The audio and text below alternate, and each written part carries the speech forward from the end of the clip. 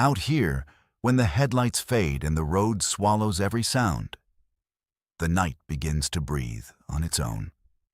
Truckers say there are stretches of highway where time doesn't move right, where voices whisper through CB static, and the glow in your mirrors doesn't always belong to another vehicle. Maybe it's exhaustion. Maybe it's something else riding alongside you, waiting for the miles to run out. Tonight, we're diving into the desolate heart of America's darkest highways, where 11 truckers learned that some roads were never meant to be traveled twice. I still remember the first time I saw her. Standing just past mile marker 37 on Interstate 80, somewhere between the Nebraska flatlands and the kind of nothing that makes you forget what state you're even in.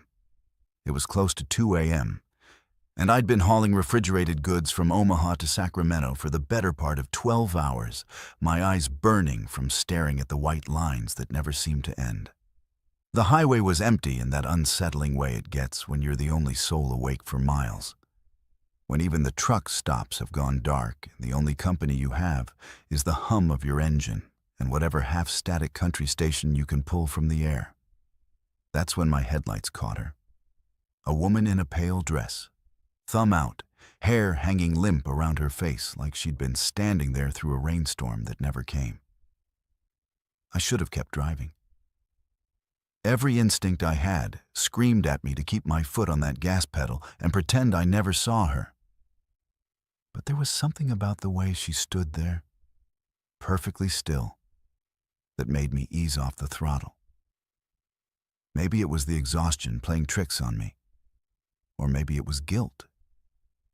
Because I'd picked up hitchhikers before, back when I was younger and stupider, back when I still believed in helping strangers without wondering what they might cost you.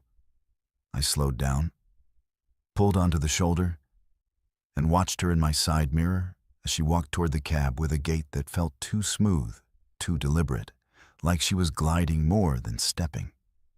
When she reached my window, she looked up at me with eyes that reflected my headlights in a way that didn't seem quite right. And she smiled.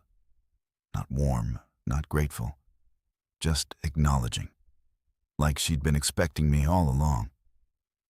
I unlocked the passenger door, and she climbed in without a word, settling into the seat like she'd done this 1,000 times before. And for a moment, I just sat there, gripping the wheel, trying to convince myself this was normal, that picking up a lone woman on a deserted highway at 2 a.m. was just another good deed in a long line of forgettable kindnesses.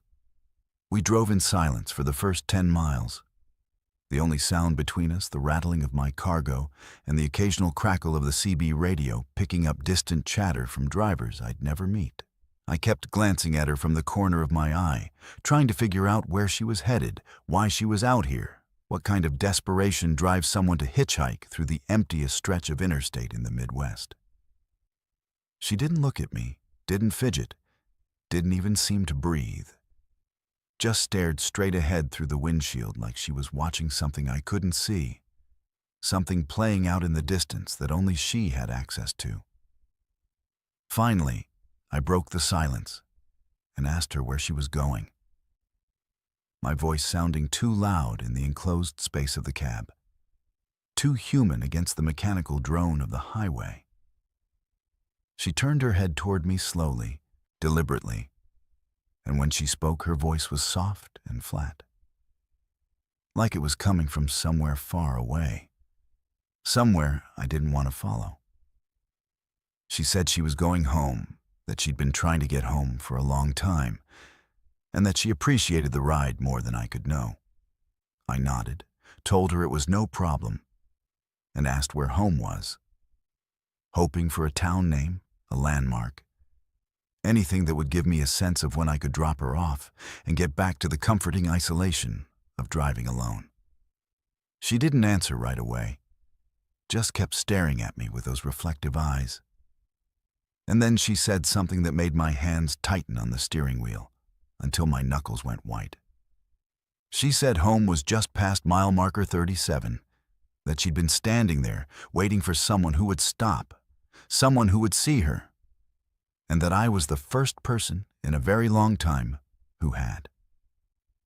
The thing was, we'd already passed mile marker 37.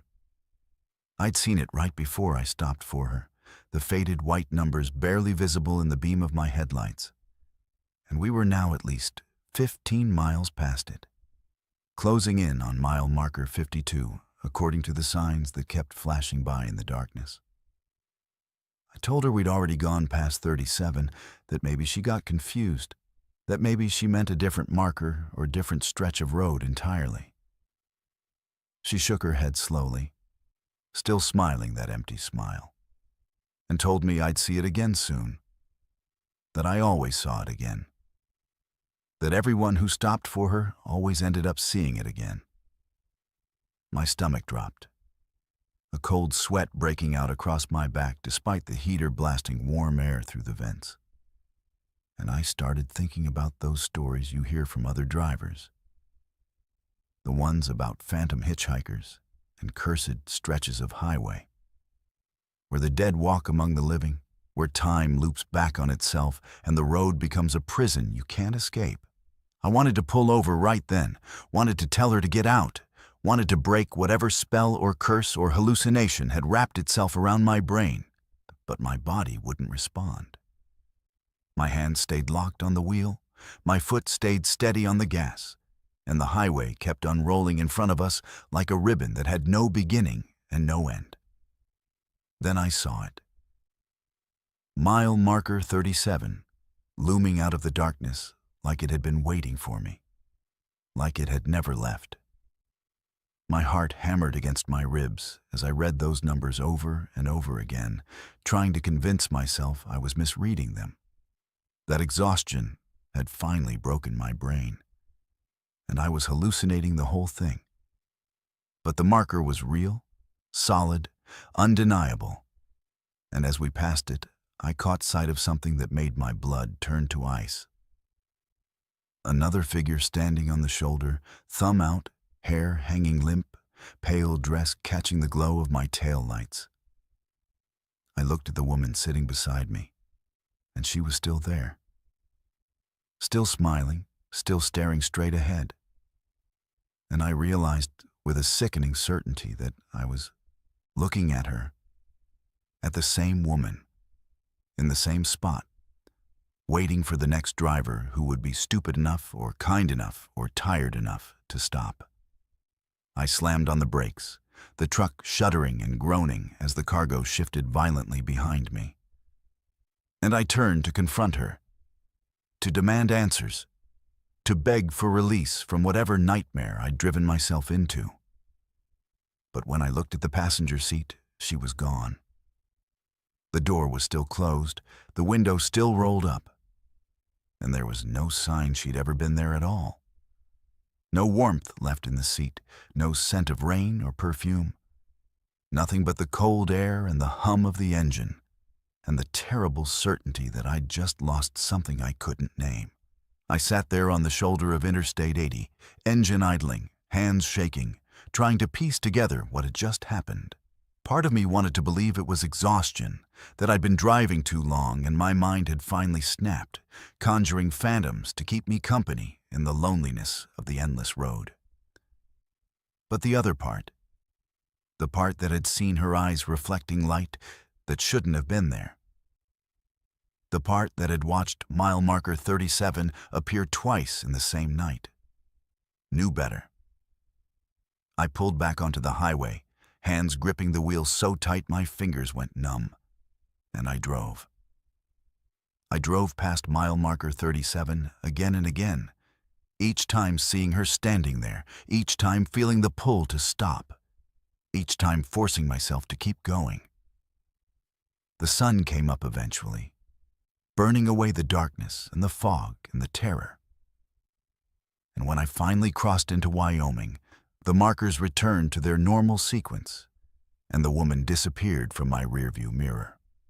But I still think about her sometimes. Late at night when the highway stretches empty and the CB radio crackles with voices that might not be human. I think about the drivers who did stop after me, who picked her up and listened to her soft, flat voice tell them she was going home, who watched mile marker 37 appear in their headlights over and over until they couldn't tell the difference between driving forward and standing still. And I wonder if she's still out there, waiting by that marker, patient and smiling, knowing that someone will always stop. Because the road is long and lonely, and we all need to believe we're still capable of kindness, even when kindness might be the thing that traps us forever. I never believed in ghosts or spirits or any of that supernatural nonsense until the night I picked up a voice on Channel 19 that shouldn't have existed. My name's Landon, and I've been running long-haul routes through Nevada for the better part of 15 years. Long enough to know every truck stop, every speed trap, every stretch of desert highway that feels like it goes on forever without ever really taking you anywhere. I'd always kept my CB radio on during night drives, mostly for company, mostly to hear other drivers complaining about traffic or weather or the price of diesel at the next station. It was background noise, familiar and comforting. The kind of constant chatter that made you feel less alone, even when you were hundreds of miles from the nearest town. But that night, driving through the empty heart of Nevada on Route 50, the so-called loneliest road in America, the radio had been silent for hours. No voices, no static. Nothing but the occasional burst of interference that sounded like wind screaming through a tunnel. I checked the equipment twice, made sure everything was working, made sure I hadn't accidentally switched to a dead frequency. Everything seemed fine, but the silence pressed against my eardrums like something physical, something alive. And I found myself gripping the mic harder than necessary, desperate to hear another human voice break through the emptiness. Then, just past midnight, the radio crackled to life with a voice that was too clear, too close, like the speaker was sitting right beside me in the cab. He called himself Breaker 19, which struck me as odd because nobody actually used breaker codes anymore. That was old-school trucker slang from the 70s and 80s, back when CB radios were the only way to communicate on the road. But his voice was friendly, almost cheerful, and he asked if I was the Peterbilt heading eastbound on Route 50. I confirmed, feeling a strange mix of relief and unease, and he launched into easy conversation like we were old friends catching up after years apart. He warned me about a jackknifed semi about 40 miles ahead, told me to take the detour through Austin if I wanted to avoid the backup, and gave me a weather report that predicted heavy fog rolling in around 2 a.m. I thanked him, asked for his location, asked if he was running the same route, but he just laughed. A low, static-edged sound that made the hairs on my neck stand up. And told me he was always on this road, that he'd been running it longer than I could imagine. Something about the way he said it felt wrong, felt too deliberate, like he was hinting at something I wasn't supposed to understand yet. But I was grateful for the company, grateful for the warnings, and I kept talking to him as the miles dissolved into darkness and the desert landscape became nothing but shadows and stars. Breaker 19 knew things he shouldn't have known. He told me about accidents before I reached them, describing twisted metal and shattered glass in detail that felt too vivid, too personal. He predicted weather changes down to the minute. The fog rolled in at exactly 2 a.m. like he'd summoned it himself, thick and white and suffocating, turning my headlights into useless beams that barely penetrated 3 feet ahead. He knew when I was getting tired, when my eyes started burning and my head started nodding, and he'd start talking louder, faster, telling stories about other drivers he'd guided through these same stretches of highway, other souls who'd been lost and alone and grateful for his voice, cutting through the silence. I asked him how long he'd been driving, where he was based out of, whether he ever stopped at the truck stop in Ely. But his answers were always vague, always circling back to the road itself, to the endless miles of asphalt and the strange communion that happened between drivers who spent too many nights under the same empty sky. Hours passed like that, his voice becoming a constant presence in my cab. And I started to rely on it. Started to feel like I couldn't drive without it. Like the silence that had terrified me before would swallow me whole if Breaker 19 ever stopped talking. The sun came up around 6, burning through the fog and painting the desert in shades of red and gold. And I felt a surge of relief knowing I'd made it through another night. I thanked Breaker 19 for keeping me company, for the warnings and the weather reports and the stories that had kept me awake when exhaustion tried to drag me under. He told me it was his pleasure, that he'd always be there if I needed him, that all I had to do was turn on Channel 19 and call his name. Then the radio went silent, the static fading into nothing, and I was alone again, with just the hum of my engine and the empty road stretching toward the horizon. I thought about him on and off throughout the day, wondering who he was, wondering if I'd hear from him again the next time I ran this route. When I finally pulled into a truck stop outside of Reno, I grabbed lunch and struck up a conversation with an older driver who'd been running Nevada routes since before I was born. I mentioned Breaker 19 casually, asked if he'd ever heard the name, ever talked to him on the CB. The old man's face went pale, his coffee cup freezing halfway to his lips, and he asked me to repeat what I'd just said. I did, describing the voice, the warnings, the way he seemed to know everything about the road before it happened. The old man set his cup down with shaking hands and told me that Breaker 19 was a legend among Nevada drivers, a ghost story they told to scare rookies and remind veterans that some debts on the road never get paid. According to the old man, Breaker 19 had been a real driver back in the early 80s, a guy named Marcus Webb who ran Route 50 religiously, who knew every curve and every danger like he'd memorized the highway in his sleep. He was famous for helping other drivers, for warning them about hazards, for staying on Channel 19 through every shift and offering guidance to anyone who needed it. But one night, during a heavy fog just like the one I'd driven through, Marcus crashed his rig into a canyon wall while trying to avoid a deer. They found his truck 3 days later, radio still on, still transmitting static on Channel 19, even though Marcus was long dead. After that, drivers started reporting hearing his voice on that same channel, always at night, always on Route 50, always offering warnings and weather reports and companionship to anyone lonely enough or desperate enough to answer. Some said it was just interference, just their minds playing tricks after too many hours on the road. But others swore they'd been saved by his warnings, that they'd avoided crashes and breakdowns and deadly weather because Breaker 19 had guided them through the darkness. The old man leaned in close, his voice dropping to a whisper, and told me that the frequency had been officially unused since 1983, that the FCC had retired it after too many reports of strange transmissions that couldn't be explained. He said if I'd really been talking to Breaker 19, then I'd been talking to a dead man, a spirit trapped on the highway he loved too much to ever leave. I didn't want to believe him.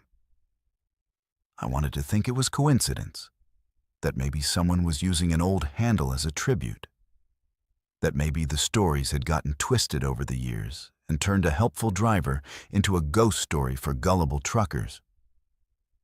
But when I got back to my rig and checked the CB logs, something I rarely did but felt compelled to do now, I found the recordings from the previous night. Every conversation I'd had, every warning Breaker 19 had given me, was there in digital format, time-stamped and archived. Except when I played them back, All I heard was my own voice talking to static, asking questions to empty air, thanking silence for guidance that never came. There was no second voice, no Breaker 19, no friendly companion who'd kept me awake through the loneliest stretch of highway in America. Just me, alone in my cab, having a conversation with something that didn't exist on any frequency the living could access. I sat there for a long time, staring at the CB radio like it might suddenly explain itself, might crackle back to life and tell me this was all a joke, all a misunderstanding. But it stayed silent, and I realized with a cold certainty that whatever I'd been talking to that night wasn't bound by the rules of technology or physics or the world I thought I understood. I still drive Route 50 sometimes, still keep my CB tuned to Channel 19 out of habit or hope, or some twisted need to know I wasn't losing my mind. And late at night, when the road is empty and the fog rolls in thick and white, I sometimes hear static that sounds almost like a voice, almost like someone calling my name, almost like Breaker 19 is still out there, still guiding lost drivers through the darkness, still running the highway he died on 40 years ago and can't seem to leave behind. The storm hit me somewhere between Little Rock and Memphis, the kind of violent downpour that turns your windshield into a waterfall and makes the highway disappear into sheets of white noise. My name's Eliza, and I've been hauling freight across the South for 6 years now. But I'd never seen rain like this. The kind that makes you question whether you should pull over and wait it out or push through and pray your tires don't hydroplane into the ditch.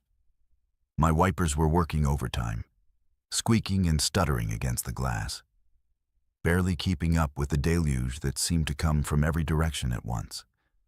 The radio had gone to static an hour ago, and my GPS kept losing signal, leaving me alone with nothing but the sound of rain hammering against metal and the occasional flash of lightning that lit up the world in stark, terrifying clarity.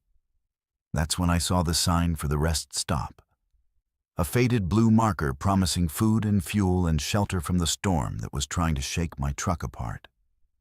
I didn't recognize the name, something generic like Riverbend Plaza or Crossroads Station. But I didn't care. I needed to get off the road before visibility dropped to 0, and I ended up as another statistic in some highway patrol report.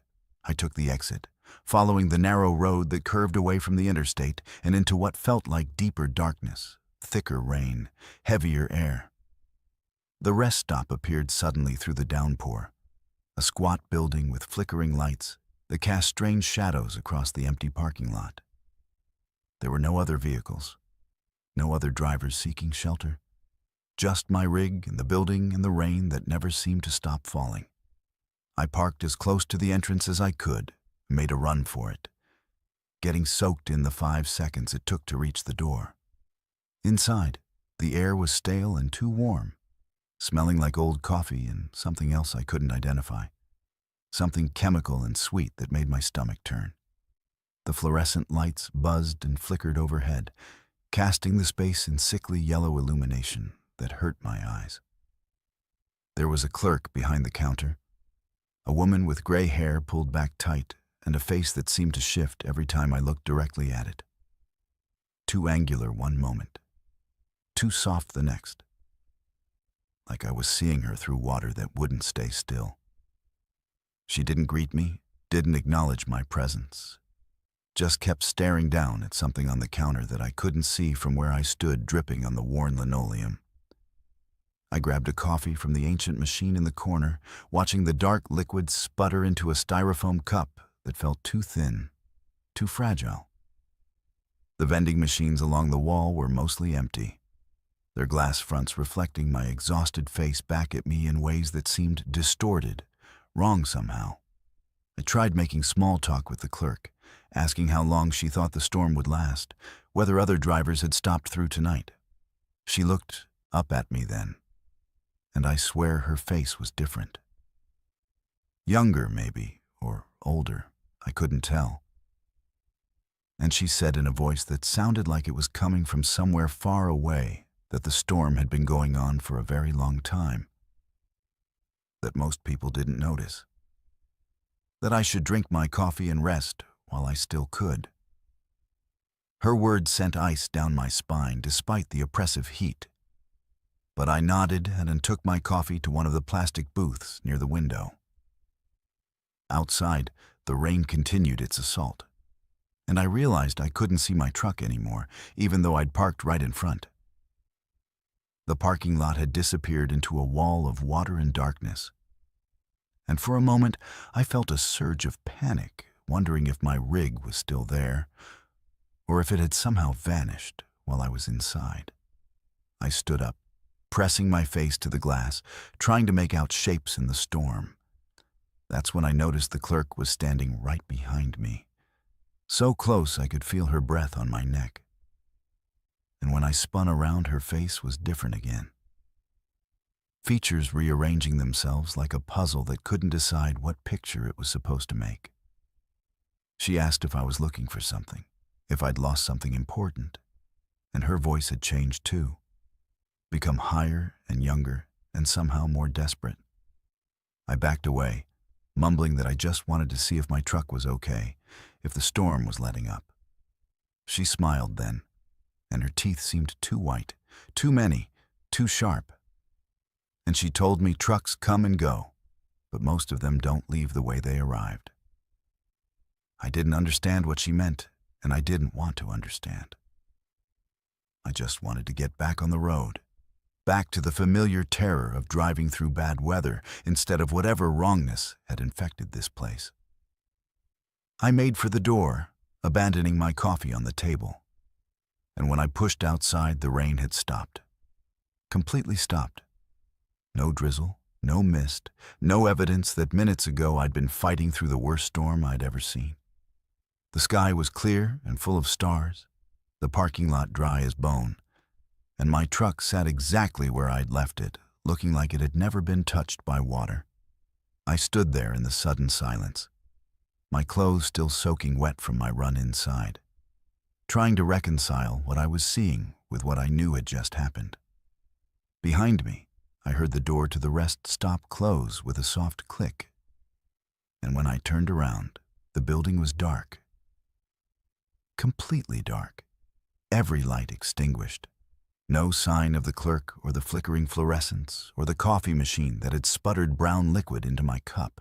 I ran to my truck, fumbling with my keys, hands shaking so badly I could barely get the door open. Once inside, I locked everything, started the engine, and pulled out of that parking lot faster than I should have. Tires squealing on the dry pavement. I got back on the interstate and drove without stopping. Drove until the sun came up and Memphis appeared on the horizon and the world felt real again. It wasn't until I stopped for fuel that I realized I had no idea how much time had passed. My phone said it was 6 a.m., but my dash clock said 2 p.m., and my GPS insisted I'd only driven 30 miles when I knew I'd covered at least 200. Nothing matched up. Nothing made sense. And when I tried to find that rest stop on the map later, searching every exit between Little Rock and Memphis, it wasn't there. No Riverbend Plaza, no Crossroads Station, nothing but regular stops I'd been to 100 times before. Other drivers told me later I'd probably hallucinated from exhaustion, that the storm had been real, but everything else was my brain playing tricks after too many hours behind the wheel. But I know what I saw, what I felt, what that clerk's shifting face looked like in the fluorescent light. I know that building existed for the time I was inside it, that it pulled me off the highway for reasons I'll never understand, that it let me go when it could have kept me there forever in that flickering yellow space where time moved wrong, and faces couldn't decide what shape they were supposed to hold. I still drive that route sometimes. Still watch for rest stops I don't recognize. Still feel my heart race when storms roll in and visibility drops to nothing. And I wonder about the drivers who stopped at that same place before me. The ones who didn't make it back to the interstate, the ones whose trucks sat in that parking lot growing older and rustier, while their drivers wandered through a building that existed in the space between the storm and the silence. Trapped in fluorescent forever, with a clerk whose face would never stop changing and coffee that would never get cold. They told me not to open the crate. That was the first rule they gave me when I picked up the job in Wichita. A rush delivery that paid 3 times my usual rate to haul a single sealed cargo container from Kansas to a warehouse outside Portland.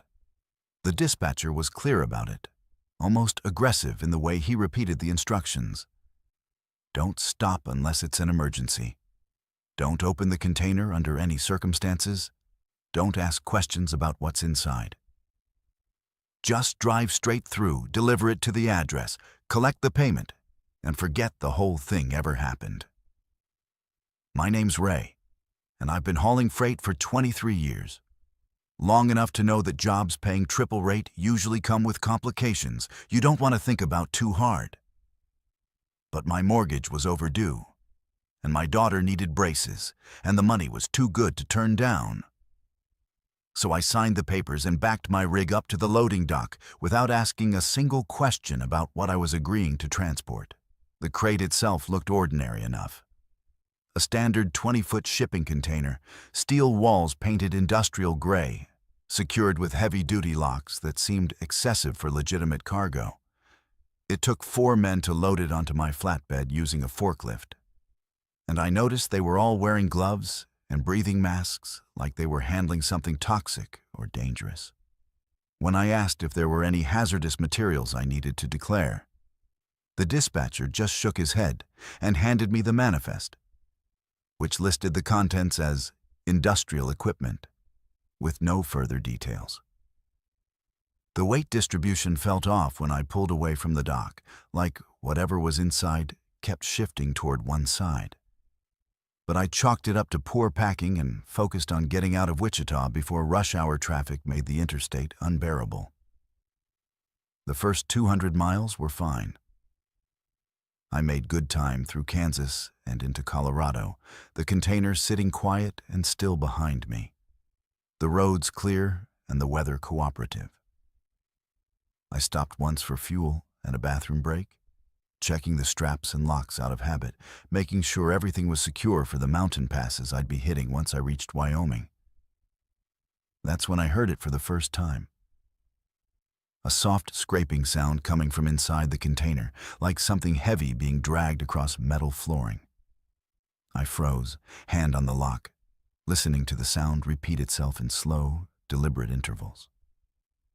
Scrape, pause, scrape, pause. My first thought was that the cargo had come loose, that whatever industrial equipment they'd loaded was sliding around and would damage itself if I didn't secure it properly. But then I remembered the dispatcher's face when he'd given me the instructions, the way his voice had dropped to almost a whisper when he told me not to open it. And I backed away from the container like it was radioactive.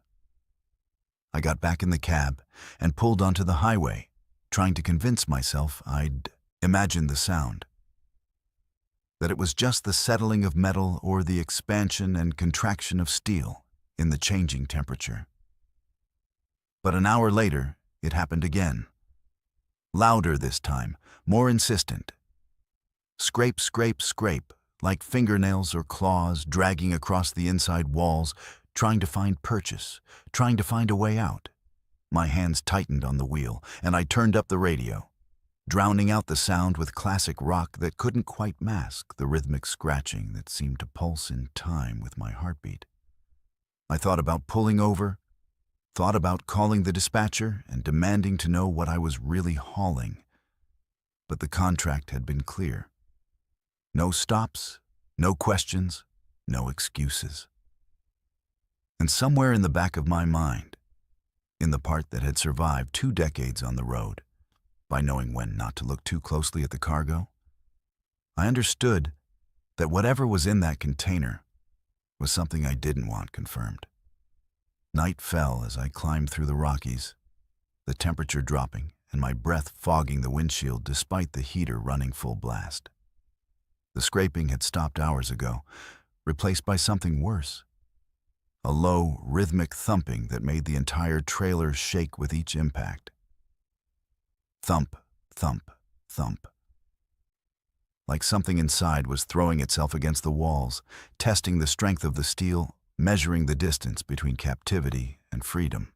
I checked my mirrors obsessively, watching the container rock slightly with each impact, watching the locks hold firm, even as whatever was inside grew more violent and more desperate. Part of me wanted to floor it, wanted to drive straight through without sleeping until I reached Portland and could unload this nightmare onto someone else. But the mountain roads were treacherous and icy, and pushing too hard would send me over the edge into a canyon where nobody would find me until spring thaw. I pulled into a rest area around midnight, parking far from the other trucks, not wanting anyone to hear what I was hearing, not wanting to explain why my cargo was making sounds that no industrial equipment should make. I sat in my cab with the engine running and the doors locked, staring at the container in my side mirror and trying to decide if I was losing my mind or if something genuinely impossible was happening behind those sealed steel walls. That's when the thumping stopped and the screaming started. Not human screaming, not animal screaming, but something in between that made every primitive instinct in my body scream back at me to run. It lasted maybe 30 seconds, a sound like metal tearing and air escaping and something wet and organic being compressed under massive pressure. And then silence so complete, it felt like the world had stopped breathing. I didn't sleep that night. I sat in my cab drinking coffee that had gone cold hours ago, watching the container for any sign of movement, any indication that whatever had been making those sounds was still alive or still trying to escape. When the sun finally came up, I inspected the locks again, running my hands over the steel walls, looking for dents or scratches or any evidence of the violence I'd heard during the night. The container was pristine, unmarked, impossible. The locks were still secure, the seals unbroken, and if I hadn't heard those sounds myself, I would have sworn the cargo had been sitting quiet and still since Wichita. But I had heard them, and I knew with absolute certainty that something was wrong with this job, that the money wasn't worth whatever psychological damage I was inflicting on myself by continuing to haul this thing across the country.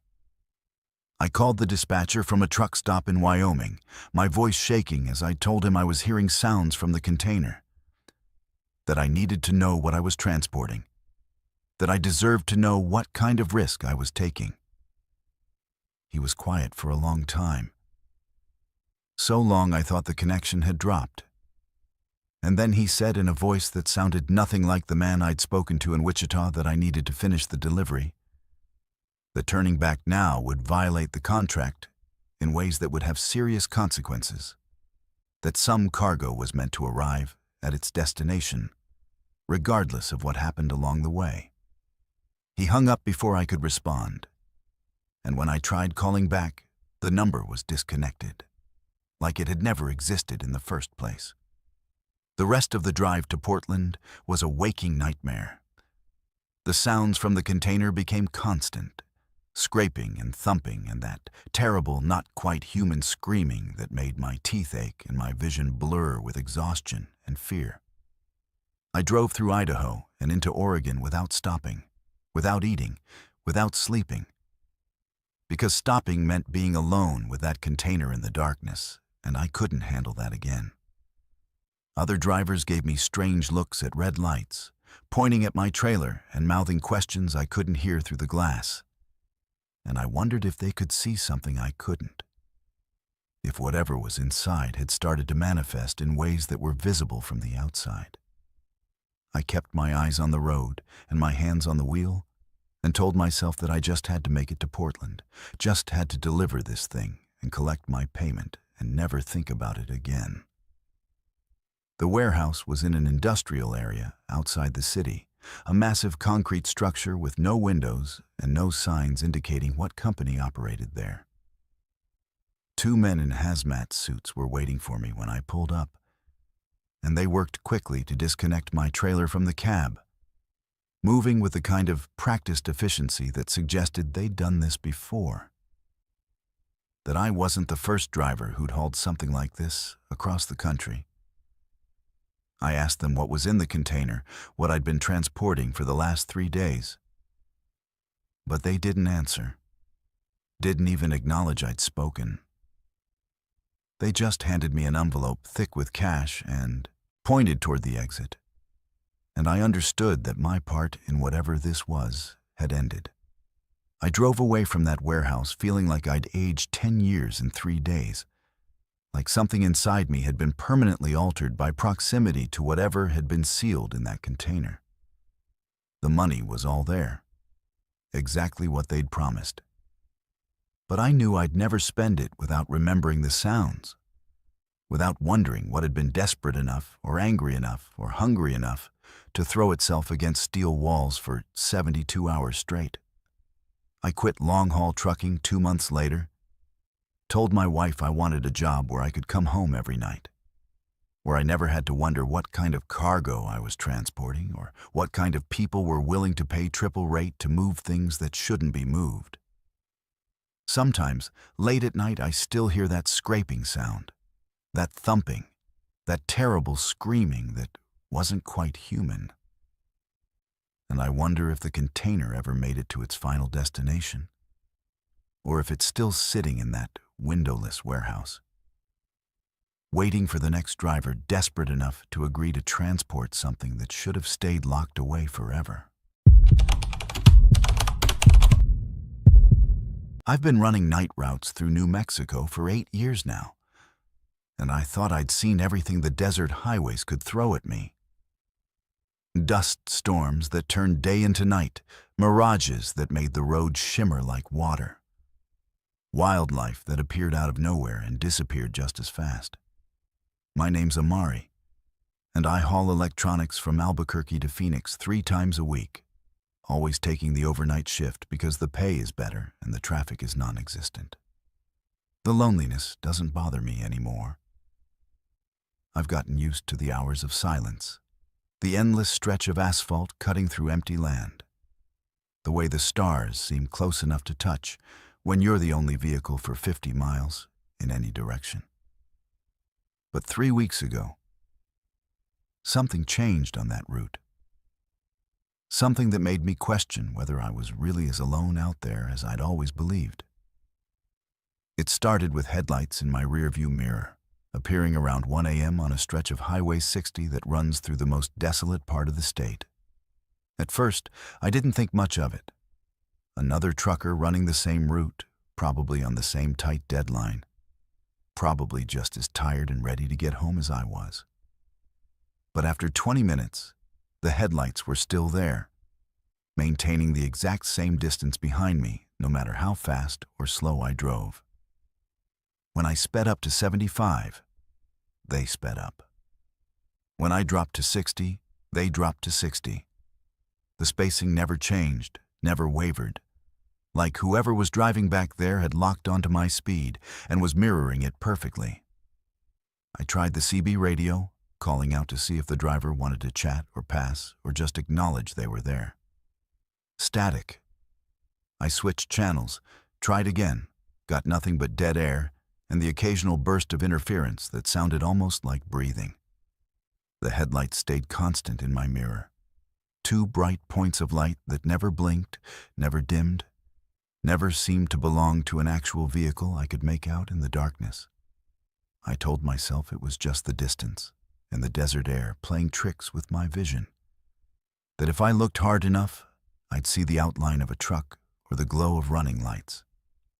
But no matter how long I stared into that mirror, all I could see were those 2 headlights, burning steady and bright like eyes watching me from somewhere I couldn't reach. After an hour, I decided to pull over at a rest area and let whoever was behind me pass. I needed to use the bathroom anyway. Needed to stretch my legs and shake off the weird tension that had settled into my shoulders from watching those lights for so long. I took the exit, watching my mirror as I slowed down, expecting to see the headlights continue past on the highway. But they followed me. They took the same exit, maintained the same distance, pulled into the rest area parking lot, and stopped about 50 yards behind my truck. I sat there with my engine running, watching those lights in my mirror, waiting for a door to open or a driver to step out or something to happen that would prove this was just another trucker taking a break. Nothing. The lights stayed on. The vehicle, if it was a vehicle, stayed still, and the silence stretched so thick I could hear my own heartbeat pounding in my ears. I didn't get out of my truck. Every instinct I had told me to stay locked inside, to get back on the highway, to put as much distance as possible between me and those headlights that felt wrong in ways I couldn't articulate. I pulled out of the rest area and merged back onto Highway 60. And within seconds, the headlights reappeared behind me. Same distance, same intensity, like they'd been waiting for me to make that exact decision. My hands were sweating on the wheel now, my breath coming faster, and I started doing calculations in my head about how far I was from Phoenix. How long I'd have to endure this before I reached civilization and witnesses and the safety of other people who could confirm what I was seeing. The highway stretched on forever, empty in both directions except for me and whatever was following me. I tried every trick I could think of. Sudden lane changes, random speed variations, taking exits and then immediately getting back on the highway. But nothing worked.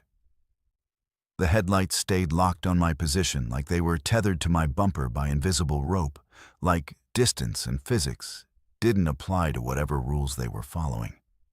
At one point, I slammed on my brakes, dropping from 70 to 40 in seconds, hoping to force whoever was behind me to pass or crash or do something that would break this terrible symmetry. The headlights slowed with me, perfectly synchronized, and I realized with ice flooding my veins that this wasn't a person making decisions. It was something automatic, something programmed. Something that had chosen me as its target and wouldn't stop following until I reached my destination or until something worse happened that I didn't want to imagine. Dawn started breaking around 5 a.m., the sky turning from black to deep blue to the pale orange that promised sunlight and normalcy. I kept checking my mirror, waiting for the headlights to disappear or for the sun to reveal what had been chasing me through the night. But they didn't disappear. They stayed bright and constant even as the sky got lighter, even as I should have been able to see the shape of a vehicle behind them. There was nothing there, just 2 points of light floating in the air about 8 feet off the ground. No truck, no car, no motorcycle. Nothing but the lights themselves burning steady and unwavering like stars that had fallen to earth and decided to follow me home. I white-knuckled it all the way to Phoenix, too terrified to stop again, too exhausted to think clearly about what was happening. When I finally pulled into the distribution center where I was supposed to deliver my cargo, the sun was fully up, and the parking lot was full of other trucks and workers and normal people doing normal jobs. I sat in my cab for a long time, hands shaking, watching my mirrors. The headlights were gone, vanished, like they'd never been there at all, like I'd hallucinated the whole 8-hour ordeal. I told myself that's exactly what had happened, that exhaustion and isolation had broken something in my brain and created phantom pursuers to keep me company through the loneliest part of my route. But when I got out and walked around my truck to start the unloading process, I saw them. Burn marks on my trailer. 2 perfect circles scorched into the metal exactly where headlights would have been shining if something had been following too close for too long. The marks were hot to the touch, smoking slightly in the morning air, and they smelled like ozone. And something else I couldn't identify. Something chemical and wrong that made my eyes water and my throat close up. I stood there staring at those marks for I don't know how long, until one of the workers asked if I was okay, if I needed help with the unloading. I nodded. Said I was fine. Said I'd just had a long night and needed coffee. He looked at the burn marks on my trailer, frowned, and asked what the hell I'd been hauling that could leave damage like that. I didn't have a good answer for him, so I just shrugged and said I had no idea, that the marks weren't there when I left Albuquerque, that maybe something had happened on the road I didn't notice. He seemed skeptical, but let it go, moving on to help with the cargo while I stood there staring at those two perfect circles of burned metal like they were evidence of something I wasn't ready to accept. The marks were real. Whatever had been following me wasn't a hallucination or exhaustion-induced paranoia. It had left physical proof on my truck that I couldn't deny or explain away. I spent the rest of the day trying to convince myself there was a rational explanation, that maybe some other truck had gotten too close on the highway, that maybe debris had kicked up and caused the damage, that maybe I'd backed into something and forgotten about it. But I knew better. I knew what I'd seen in my mirror for 8 hours straight, and I knew that nothing human or mechanical could have made those marks. The burn patterns were too uniform, too precise, too hot. When I touched them again after they'd cooled, the metal was warped and discolored in a way that suggested extreme heat, the kind of heat that would have melted through steel given enough time. I called the shop and told them to send someone to inspect the damage, that I might need repairs before my next run. They said they'd look at it, but when the mechanic arrived and examined the truck, he looked as confused as I felt. He'd never seen damage like it, he said. It looked almost like a directed energy burn, like something had been focusing heat onto a specific spot for an extended period. He recommended I file a claim with my insurance company and file a police report about vandalism, because there was no mechanical explanation for what had happened to my trailer. I couldn't tell him the truth, that something without a body or engine or visible form had followed me across 80 miles of empty desert while I drove. How do you explain that? How do you report that to anyone without sounding like your brain has finally cracked under the strain of too many lonely nights on the road? So I made up a story about someone at a truck stop who'd hassled me, made up a description of a vehicle I'd never seen, and filed a report that went nowhere because there was no evidence except 2 burn marks that defied explanation. The insurance company denied my claim, saying the damage was too strange, that it didn't match any standard vehicular accident pattern, that they suspected I'd caused it myself for fraudulent purposes. I was left paying for repairs out of pocket and trying to figure out if I should even get back on that route or if whatever had followed me was waiting to follow me again. I took a week off work, called in sick, and tried to process what had happened.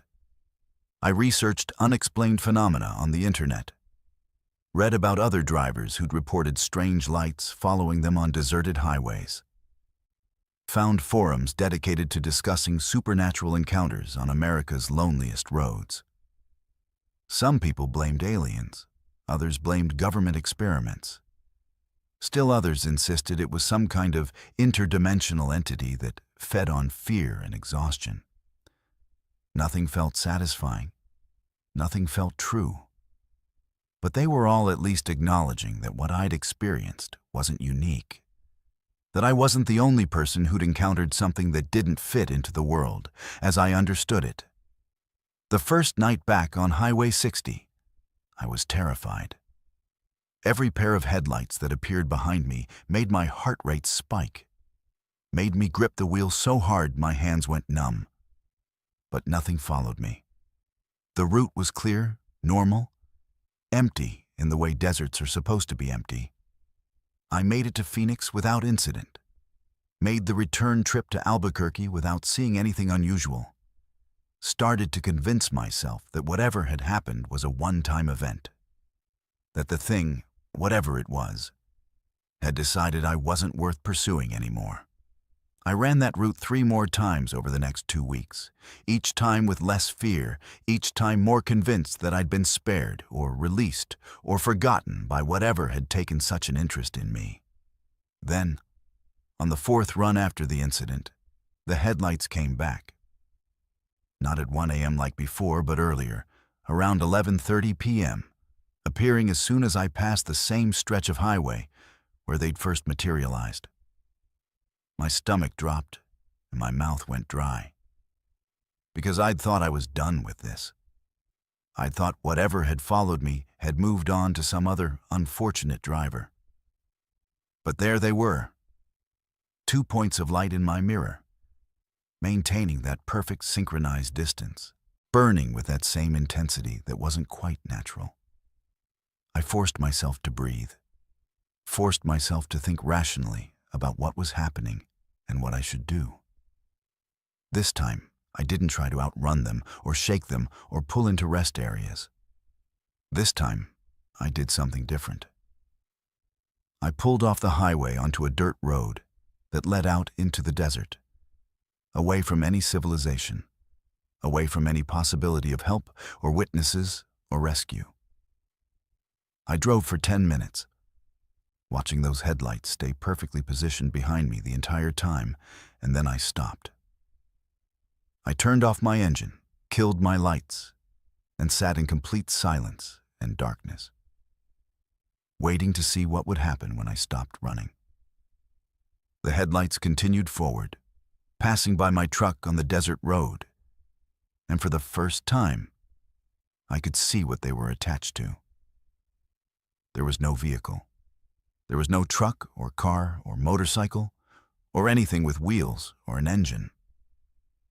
The headlights were floating in midair, 2 perfect spheres of burning light that drifted past my windshield, like they were made of pure energy, like they were alive in ways that violated every law of physics I understood.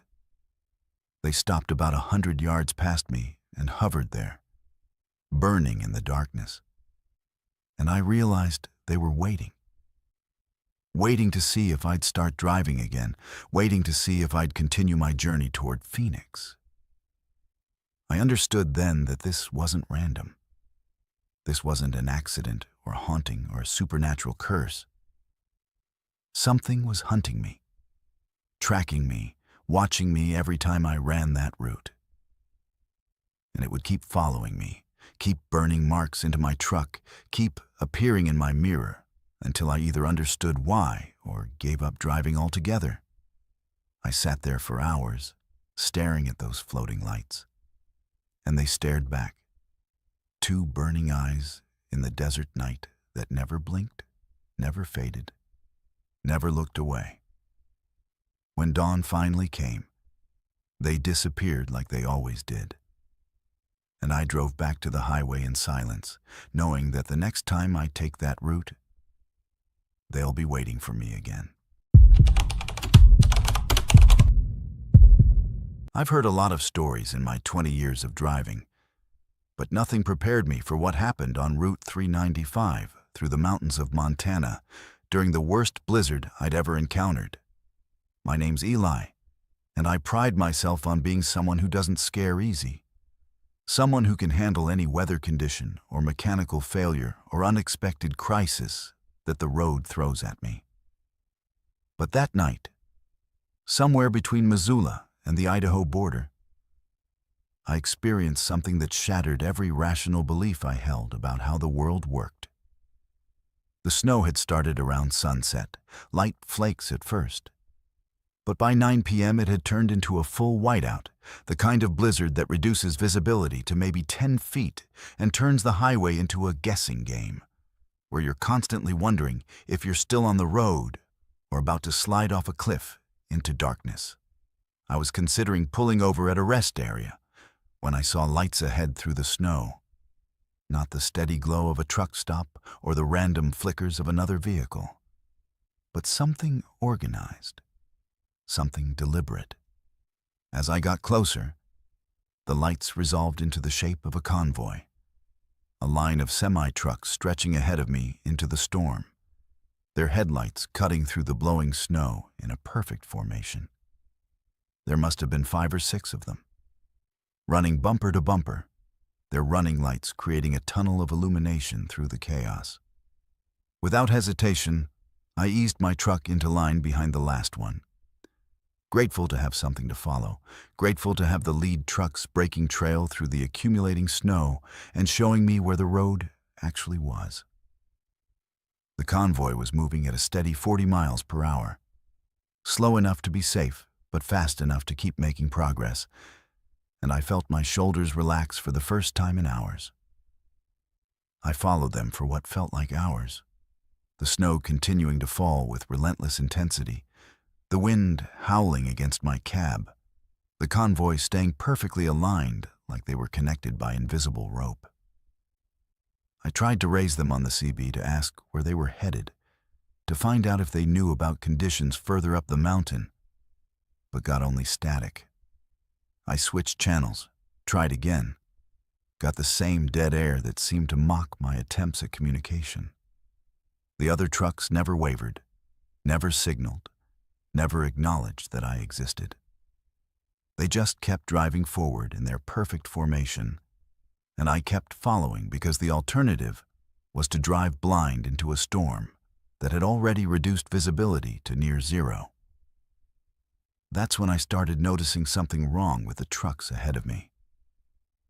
The frost that covered them wasn't building up like it should have been on a night this cold and snowy.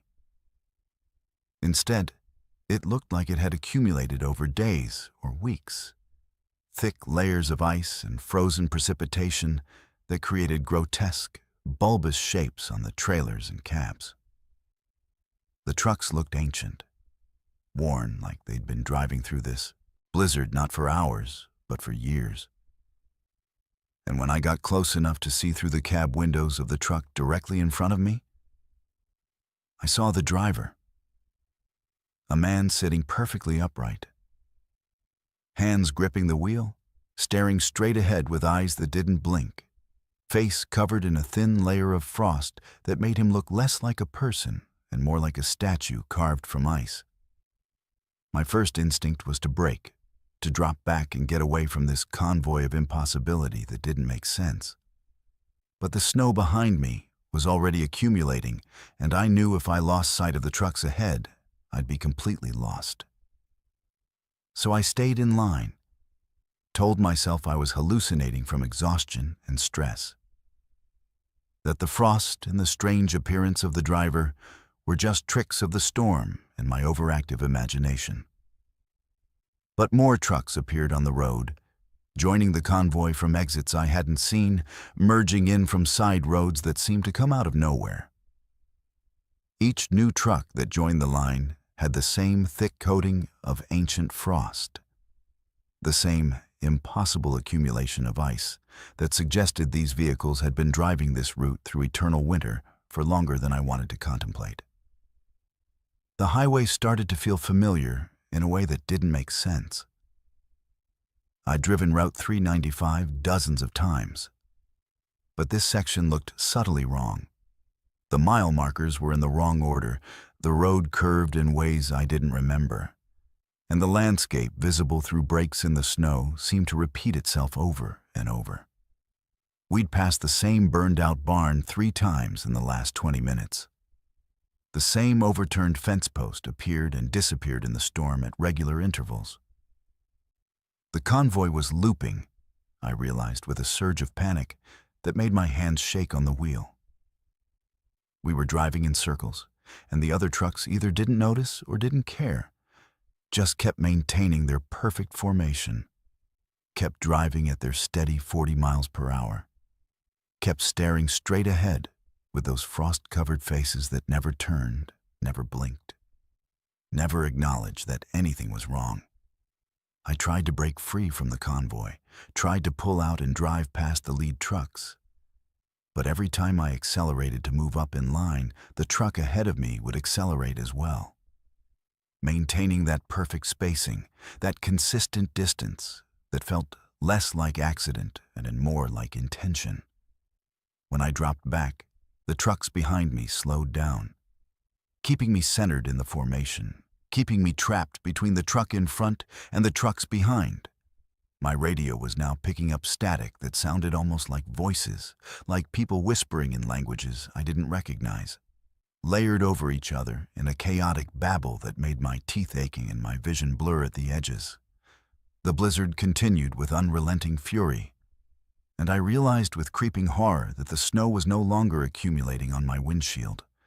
My wipers were still running, but the glass was staying clear, in a way that violated the laws of weather and physics. Looking out at the convoy, I understood why. We weren't actually driving through the blizzard. We were driving alongside it, separated from the storm by some kind of barrier that kept the snow and wind at a distance, while allowing us to see the chaos continuing all around us. The frost on the other trucks was so thick now, it was obscuring their shapes, making them look less like vehicles, more like monuments or tombs, like they'd been entombed in ice and were being transported to some mass grave in the frozen mountains. I don't know how long we drove like that. Time felt strange and unreliable inside the convoy. Hours and minutes losing all meaning. The radio voices got louder, more distinct, and I started catching fragments of words in English mixed with the foreign languages. They were saying my name. Over and over, the voices in the static were saying Eli, Eli, Eli, in a rhythm that matched the pulse of my heartbeat, that synchronized with the rumble of my engine. The truck directly in front of me had turned completely white now, so covered in frost that I couldn't see inside the cab at all. Couldn't tell if there was still a driver in there or if the vehicle was being piloted by something else entirely. Then, suddenly, the convoy started to break apart. The trucks ahead began peeling off the road one by one, turning onto side roads that appeared out of the storm and disappeared back into it like gateways between worlds. I watched each truck make the turn in perfect sequence, maintaining their spacing even as they left the main highway. And I realized with absolute certainty that I was next. My truck was drifting toward an exit I hadn't noticed moments before, and I wasn't controlling it. My hands were still on the wheel, but the truck was steering itself, pulling me away from the main route, pulling me toward something waiting in the white darkness ahead. I tried to fight it, tried to turn the wheel hard in the opposite direction, but the steering was locked, immovable, like the truck had decided where it was going, and I was just along for the ride. The exit approached, and I could see something waiting on the side road, shapes that might have been trucks or might have been something else entirely, half visible through the swirling snow. The last coherent thought I had before the turn was a question that still haunts me. How many convoys are driving through Montana's mountains on nights like this? Locked in eternal loops through blizzards that never end, picking up new drivers who made the mistake of following lights in the storm. My truck turned onto that side road with an inevitability that felt like fate. Like the decision had been made long before I ever encountered that first convoy on Route 395. The moment my wheels left the main highway, the blizzard intensified around us. The storm that had been at a distance suddenly surrounded the truck completely. Snow and wind, battering against the cab with renewed violence. But inside, everything was eerily calm. My engine hummed at the same steady pitch, my tires gripped the road with perfect traction, and the truck maintained its trajectory like it was following a path marked only for vehicles like itself. For trucks that had already surrendered to whatever force controlled this stretch of Montana landscape. The side road twisted and turned through terrain I couldn't quite see through the snow, climbing higher into the mountains with each passing minute. I tried talking to myself, tried rationalizing what was happening, tried to construct explanations that involved mechanical failure or hallucinations or anything other than the obvious truth. That I'd been pulled into something outside the normal rules of reality. My CB radio had stopped picking up the voices, and now just emitted a low, constant hum that vibrated through my bones and made my teeth ache. The mile markers I passed were all showing the same number: 47. Mile marker 47, repeated endlessly like the road had decided to stop measuring distance and was content to loop forever at the same location. Then, as suddenly as it had intensified, the blizzard cleared. My truck emerged from the wall of white into a landscape that defied every geographical principle I understood. Spread out below me was a valley that shouldn't have existed in Montana. Tropical trees with snow clinging to their leaves, a lake that steamed despite the frigid air, and most impossibly, a massive clearing filled with trucks.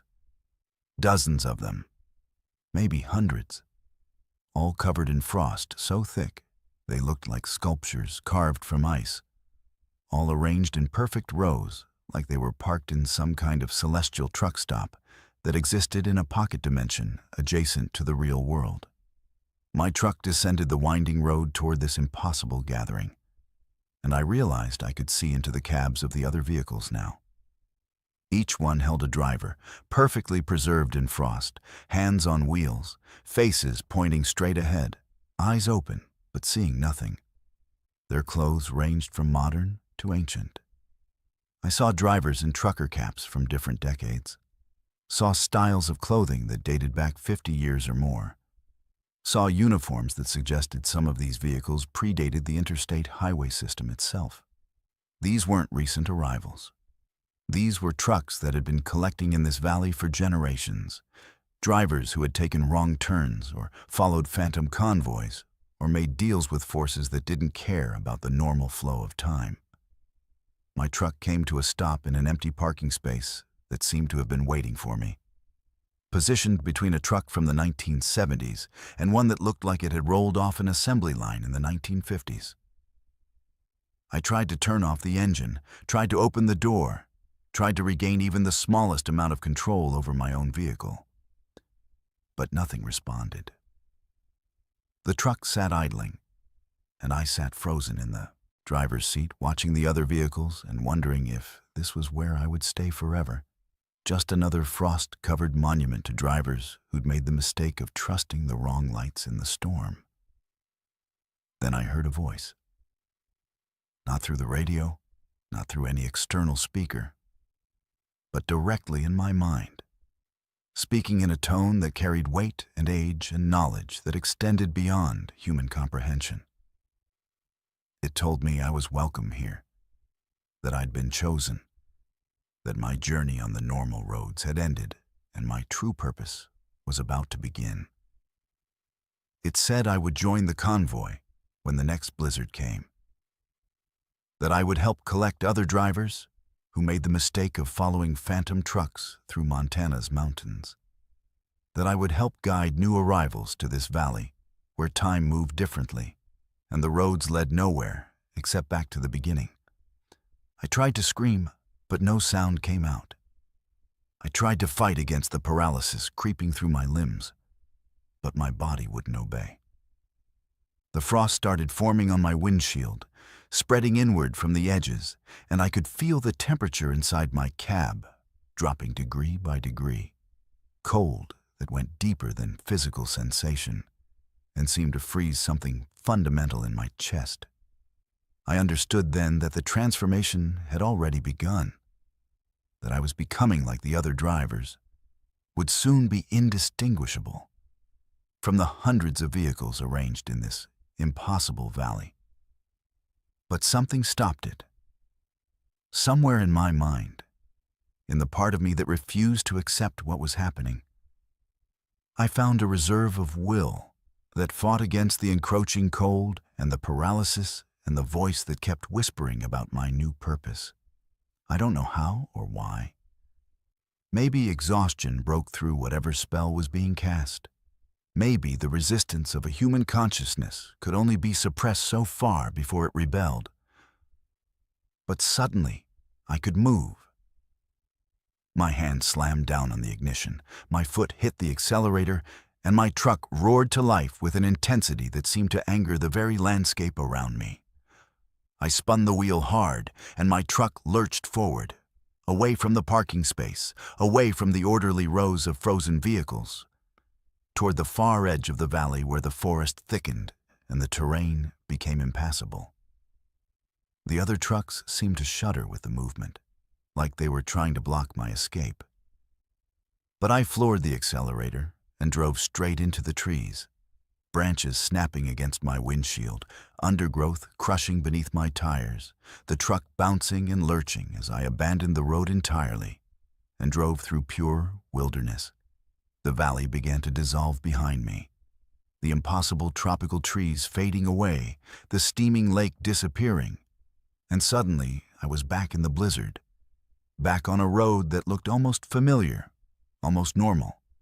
My truck's headlights cut through the snow, and ahead I could see the main highway, the exit marker for Route 395, salvation, in the form of pavement and direction and the normal world. I drove toward it with every ounce of speed my vehicle could manage, and when I finally merged back onto the interstate, the blizzard was already starting to clear. The sky was opening up, stars becoming visible, and the temperature was rising back to something that matched the season. I didn't stop until I reached the next town. I pulled into a 24-hour diner and sat in a booth for hours, unable to order anything, unable to do anything but stare at my hands and try to convince myself that what had happened was real. The waitress asked if I was okay, and I tried to explain, but the words wouldn't come out right. How do you describe being pulled into a valley that exists outside normal space and time? How do you explain that hundreds of trucks are parked in an impossible location, their drivers frozen and waiting for the next blizzard? I never took Route 395 again. I switched to southern routes, stayed away from Montana entirely, and tried to rebuild some kind of normal life. But every winter, when the first heavy snow falls, I hear that hum on my CB radio, and I see phantom lights in my rearview mirror. I know they're coming for me. Know they're waiting for me to make one mistake, to take one wrong turn on a snowy night. And I know with absolute certainty that if they ever catch me again, I won't have the strength to escape a second time.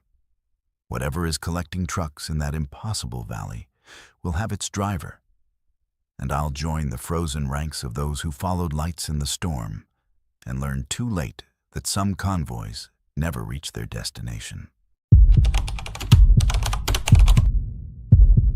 The way station appeared on Route 10 outside Phoenix like it had always been there. A squat concrete building with peeling paint and a hand-painted sign that looked like it hadn't been updated since the 1980s.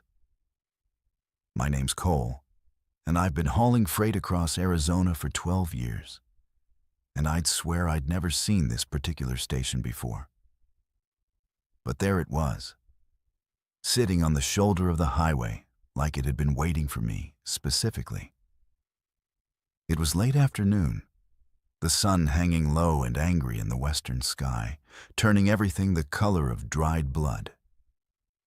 I had a full load of construction materials heading to Tucson, and I knew I'd probably get stopped at one of the official way stations anyway. So I figured I might as well pull in here and get it over with. The gravel crunched under my tires as I eased my truck off the highway and into the small parking area in front of the building. The attendant was waiting for me before I even cut the engine. She stood in the doorway of the station, a woman who could have been anywhere from 40 to 80. Her face lined and weathered in ways that suggested she'd spent her entire life under the Arizona sun. Her hair was pulled back in a braid, so tight it seemed to stretch her skin, and her eyes were the color of old copper, catching the light in ways that didn't seem entirely natural. She gestured for me to come inside, and something in that gesture, something in the slowness and deliberation of the movement, made my stomach tighten with an unease I couldn't quite explain. But I needed to get weighed, needed to get my paperwork checked. so I grabbed my logbook and my insurance documents and walked toward the building, telling myself I was being paranoid, that it was just the heat and the long drive making me jumpy. The inside of the station was cooler than it had any right to be, the air conditioning running so hard it felt almost painful after the desert heat. The walls were covered with outdated posters about safety regulations and weight limits, and there was a scale against the far wall that looked ancient. Its mechanical face yellowed and cracked. The attendant closed the door behind me with a soft click that sounded like a trap being sprung, and she smiled at me with teeth that were too white, too even, like they'd been manufactured rather than grown. She told me in a voice that was surprisingly gentle that I needed to be weighed, that she needed to know exactly how much I was carrying.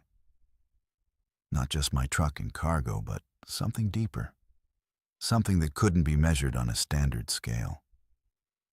I laughed, thinking it was a joke, some kind of weird attempt at humor that didn't quite land.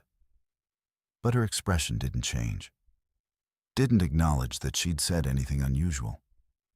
She just gestured toward the scale and told me to step on it. I hesitated for a moment, every instinct screaming at me that something was fundamentally wrong with this situation. But I was tired and thirsty, and I just wanted to get through this interaction and get back on the road. So I walked to the scale and stepped on it, watching the needle swing across the face and settle on a number that matched my weight almost exactly.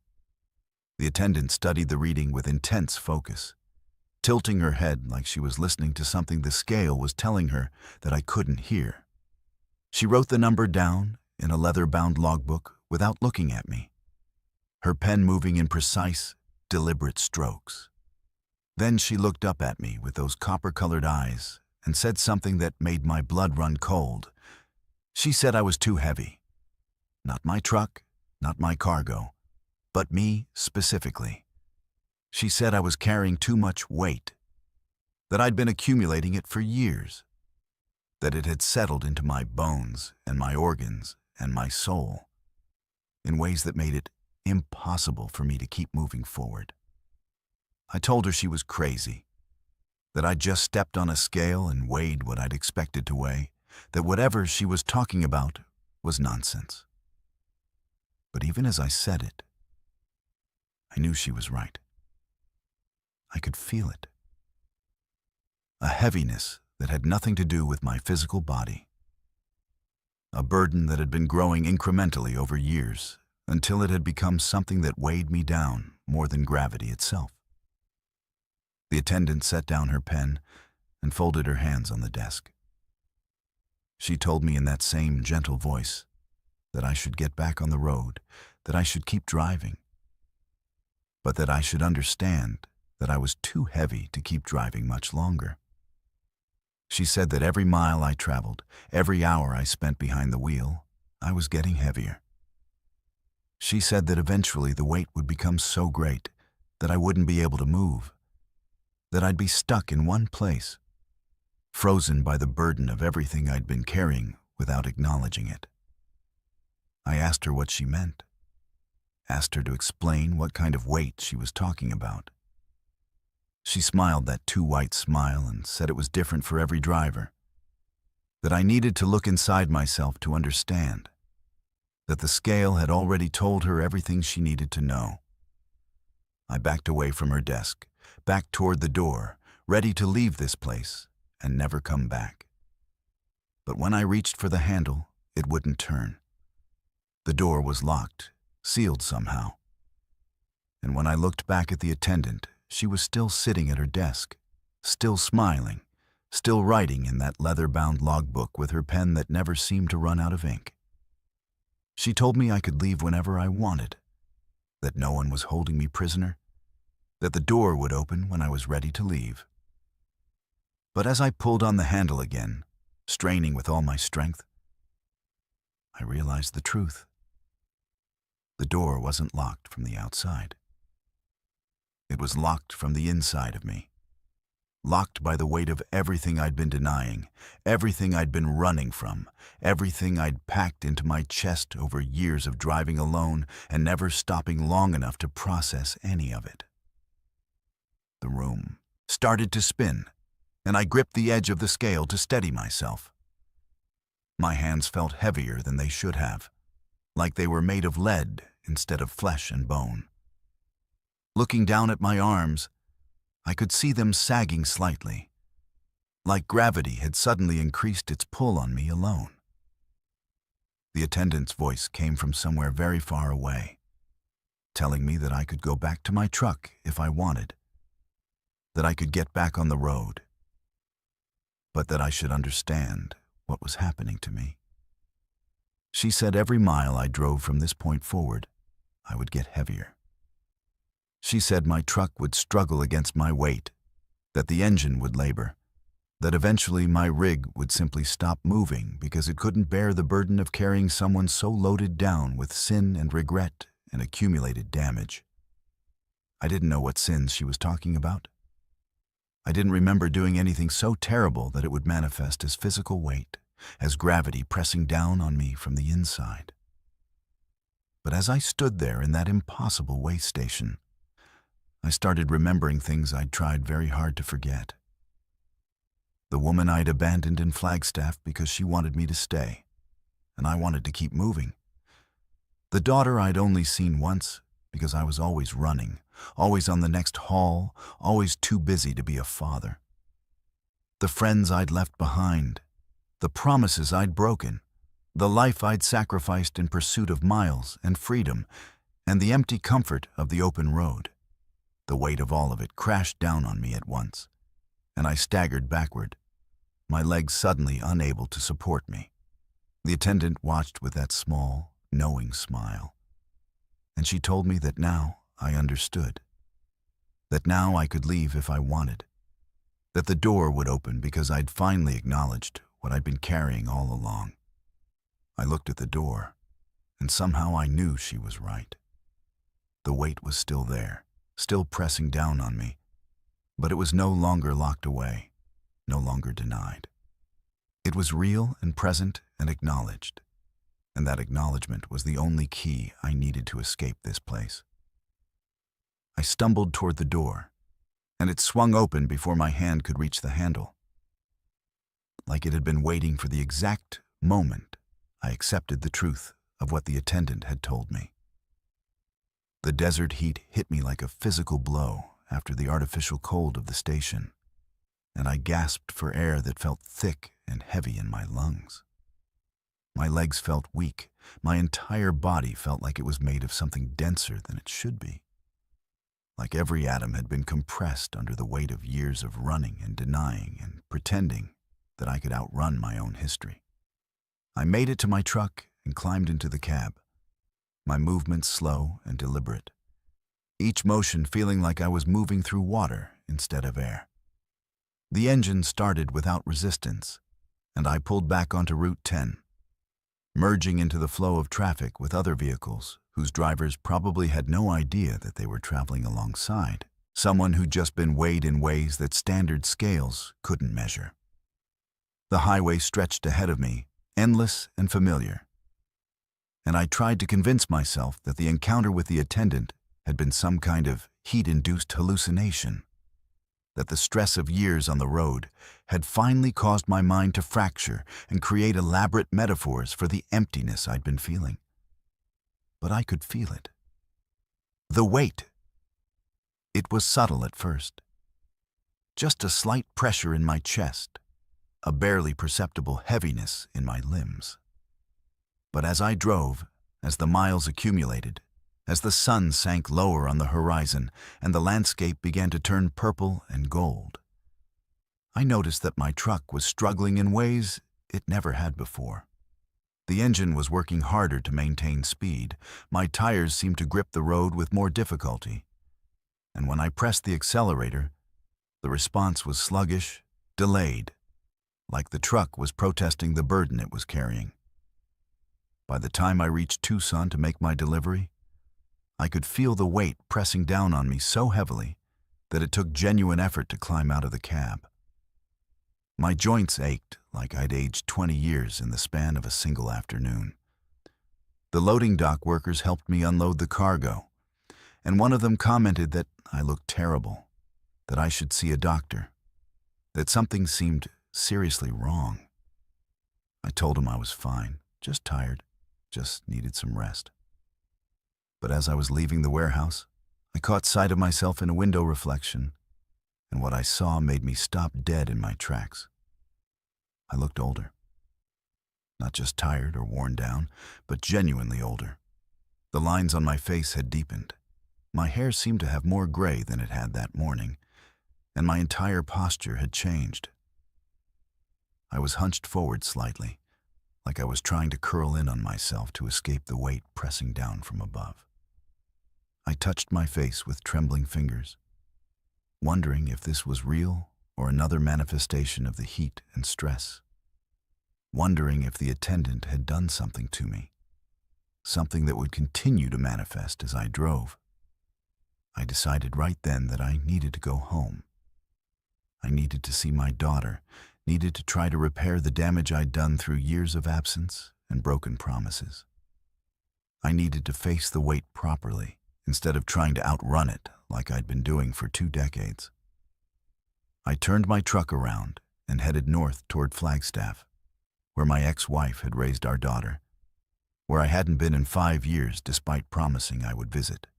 The drive that should have taken 4 hours seemed to stretch on forever, every mile adding to the pressure in my chest, every passing minute making my body feel heavier and more burdened. The weight kept intensifying. By the time I reached Flagstaff, I could barely move. Getting out of my truck required me to grip the doorframe and pull myself down with both hands, my legs almost buckling under the combined burden of my physical body and whatever metaphysical heaviness the attendant had awakened in me. I made my way to my ex-wife's house, each step an effort, each movement a battle against gravity that seemed to have turned hostile and personal.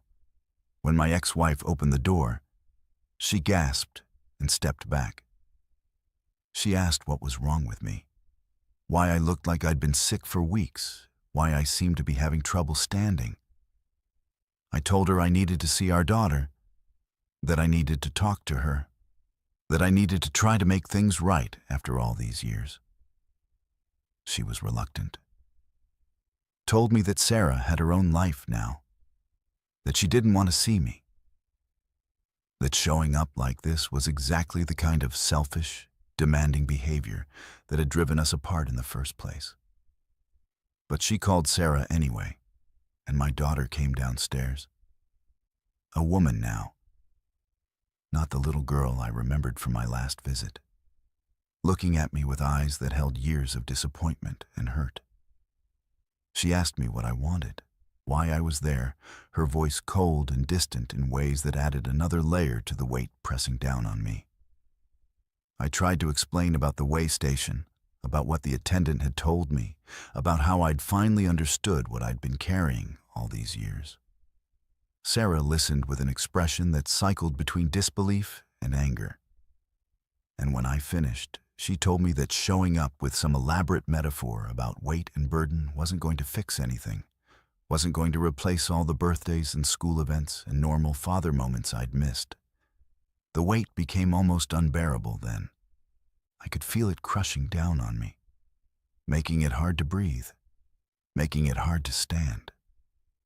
I sank into a chair in my ex-wife's living room, and for the first time in years, I cried. I cried for all the time I'd wasted, for all the distance I'd put between myself and the people I loved, for all the years I'd spent running when what I should have been doing was staying. My daughter watched me cry with an expression that slowly shifted from anger to something that might have been pity or might have been the beginning of understanding. She sat down across from me and told me that she appreciated the fact that I was finally acknowledging what I'd done, that it was better than the denial and excuses that had characterized our previous encounters. But she also told me that showing up now, years too late, with a weight I could barely carry, didn't automatically fix anything. It didn't restore the relationship. It didn't make up for the absence. It was just the beginning of a much longer journey, one that would require more than a single evening and more than words. She told me that I could start by taking some time off from driving, by actually being present instead of using my truck as an escape hatch from responsibility. I agreed to everything she said. I called my dispatch company and told them I was taking a leave of absence, that I needed to deal with some personal issues, that I didn't know when I'd be back. And as I sat in that house that night, surrounded by my ex-wife and my daughter and the accumulated weight of everything I'd been running from, I noticed something strange starting to happen. The weight wasn't decreasing exactly, but it was changing. It was transforming from something that crushed and suffocated into something that grounded and centered. Like the burden I'd been carrying was finally being distributed across my entire body instead of being concentrated in my chest where it had been choking me. Over the following weeks, as I spent time with my daughter and began to rebuild some kind of relationship with her, the weight continued to shift. The physical symptoms, the aging, the heaviness in my limbs, the difficulty moving, gradually subsided, replaced by a different kind of weight, one that felt more like purpose than like a curse. I started working a local job that let me sleep in my own bed every night. I started attending my daughter's work events and her social gatherings. I started being present in a way I'd never managed before. Sometimes I still think about that way station outside Phoenix and the attendant with the copper-colored eyes who forced me to confront what I'd been refusing to acknowledge. I've tried to find that station multiple times, taken the same route, stopped at the same mile marker, but it's never been there. Other drivers I've talked to swear there's no way station in that location, that there never has been. Part of me wonders if it was real or if it was some kind of psychological break, some manifestation of my own guilt and regret taking physical form. But real or not, the weight was real. The reckoning was real.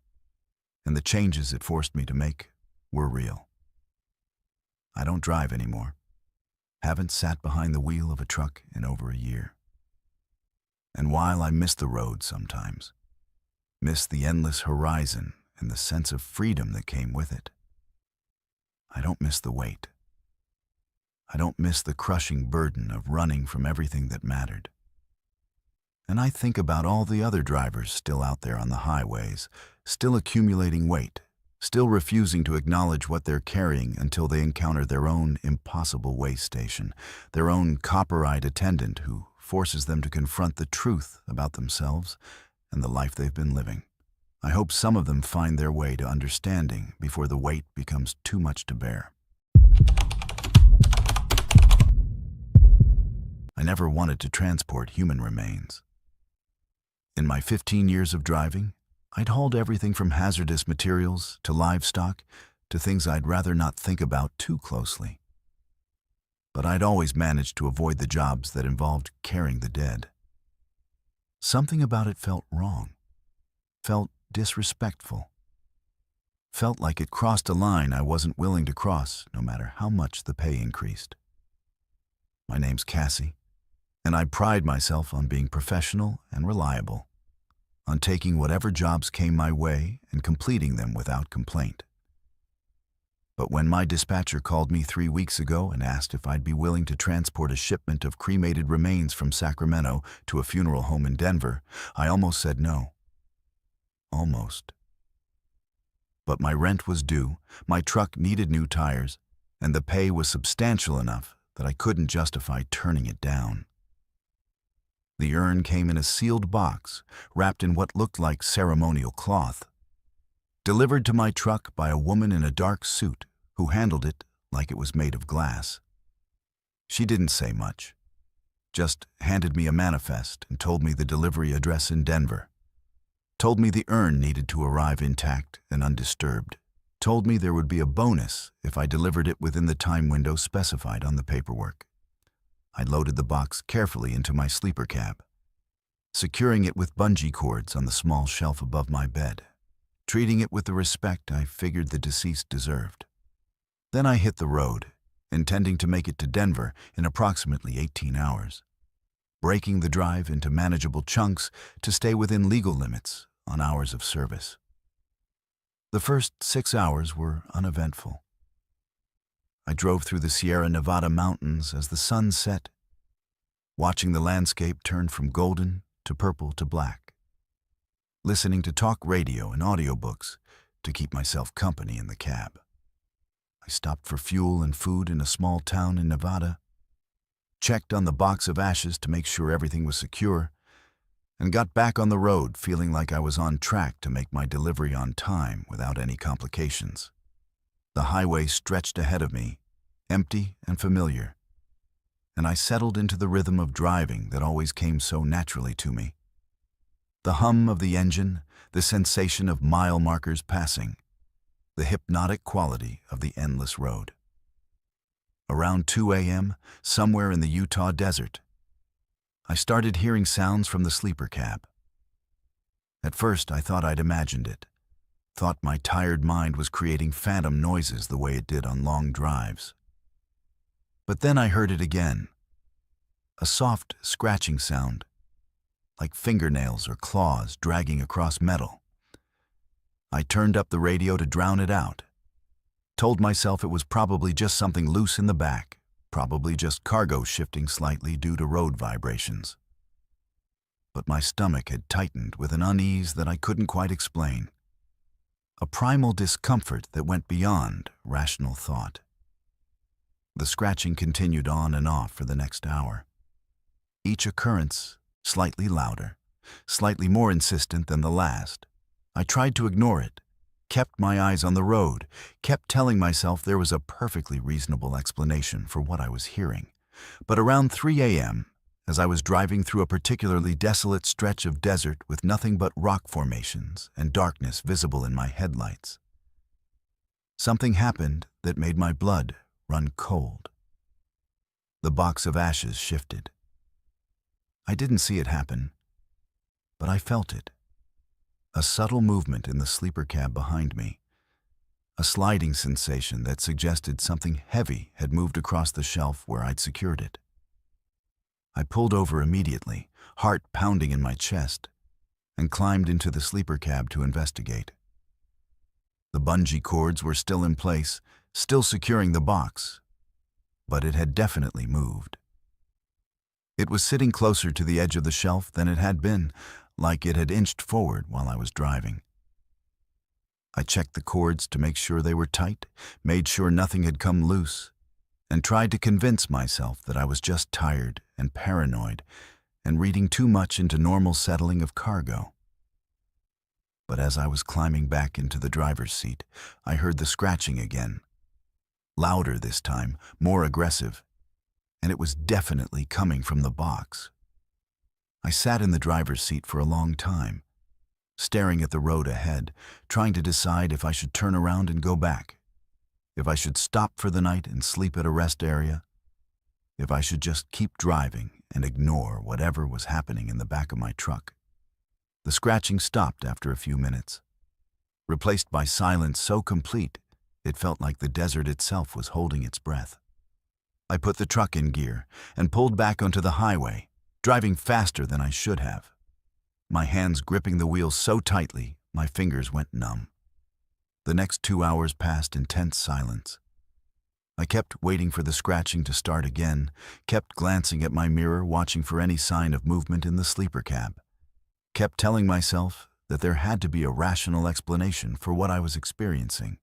But as I crossed into Colorado and the sun started to rise over the eastern horizon, painting the landscape in shades of pink and orange, I heard something that made me question my sanity entirely. There was breathing coming from the sleeper cab. Not the sound of wind or settling cargo or anything mechanical. Actual breathing, rhythmic and deep and distinctly alive. I pulled over at the next rest area, hands shaking as I unfastened my seatbelt and climbed into the back. The box of ashes was still there, still secured, still looking exactly as it had when I'd loaded it in Sacramento. The breathing continued, steady and patient, and I realized it seemed to be coming from inside the box itself. I reached out to touch the ceremonial cloth, and it was warm. Warmer than it should have been. Warmer than anything sitting in an air-conditioned sleeper cab should be. The breathing got louder when I touched it, more emphatic, like whatever was inside knew I was aware of its presence. I yanked my hand back, breathing heavily, trying to process what was happening. This wasn't possible. The box contained cremated remains, ashes, nothing more. There was no way there could be anything alive in there. No way there could be anything with lungs that could breathe or fingernails that could scratch. But the evidence of my senses was undeniable. Something was in that box. Something that was breathing and moving and trying to communicate with me through the only methods available to it. I climbed back into the driver's seat and sat there for a long time, trying to decide what to do. I could call the funeral home and report what was happening. But how would I explain it? I could turn around and go back to Sacramento and demand answers from the woman who'd given me the shipment. But that would mean violating my contract and losing the substantial payment I'd been promised. I could pull the box out and open it, see what was actually inside. But something told me that opening that box would be a mistake.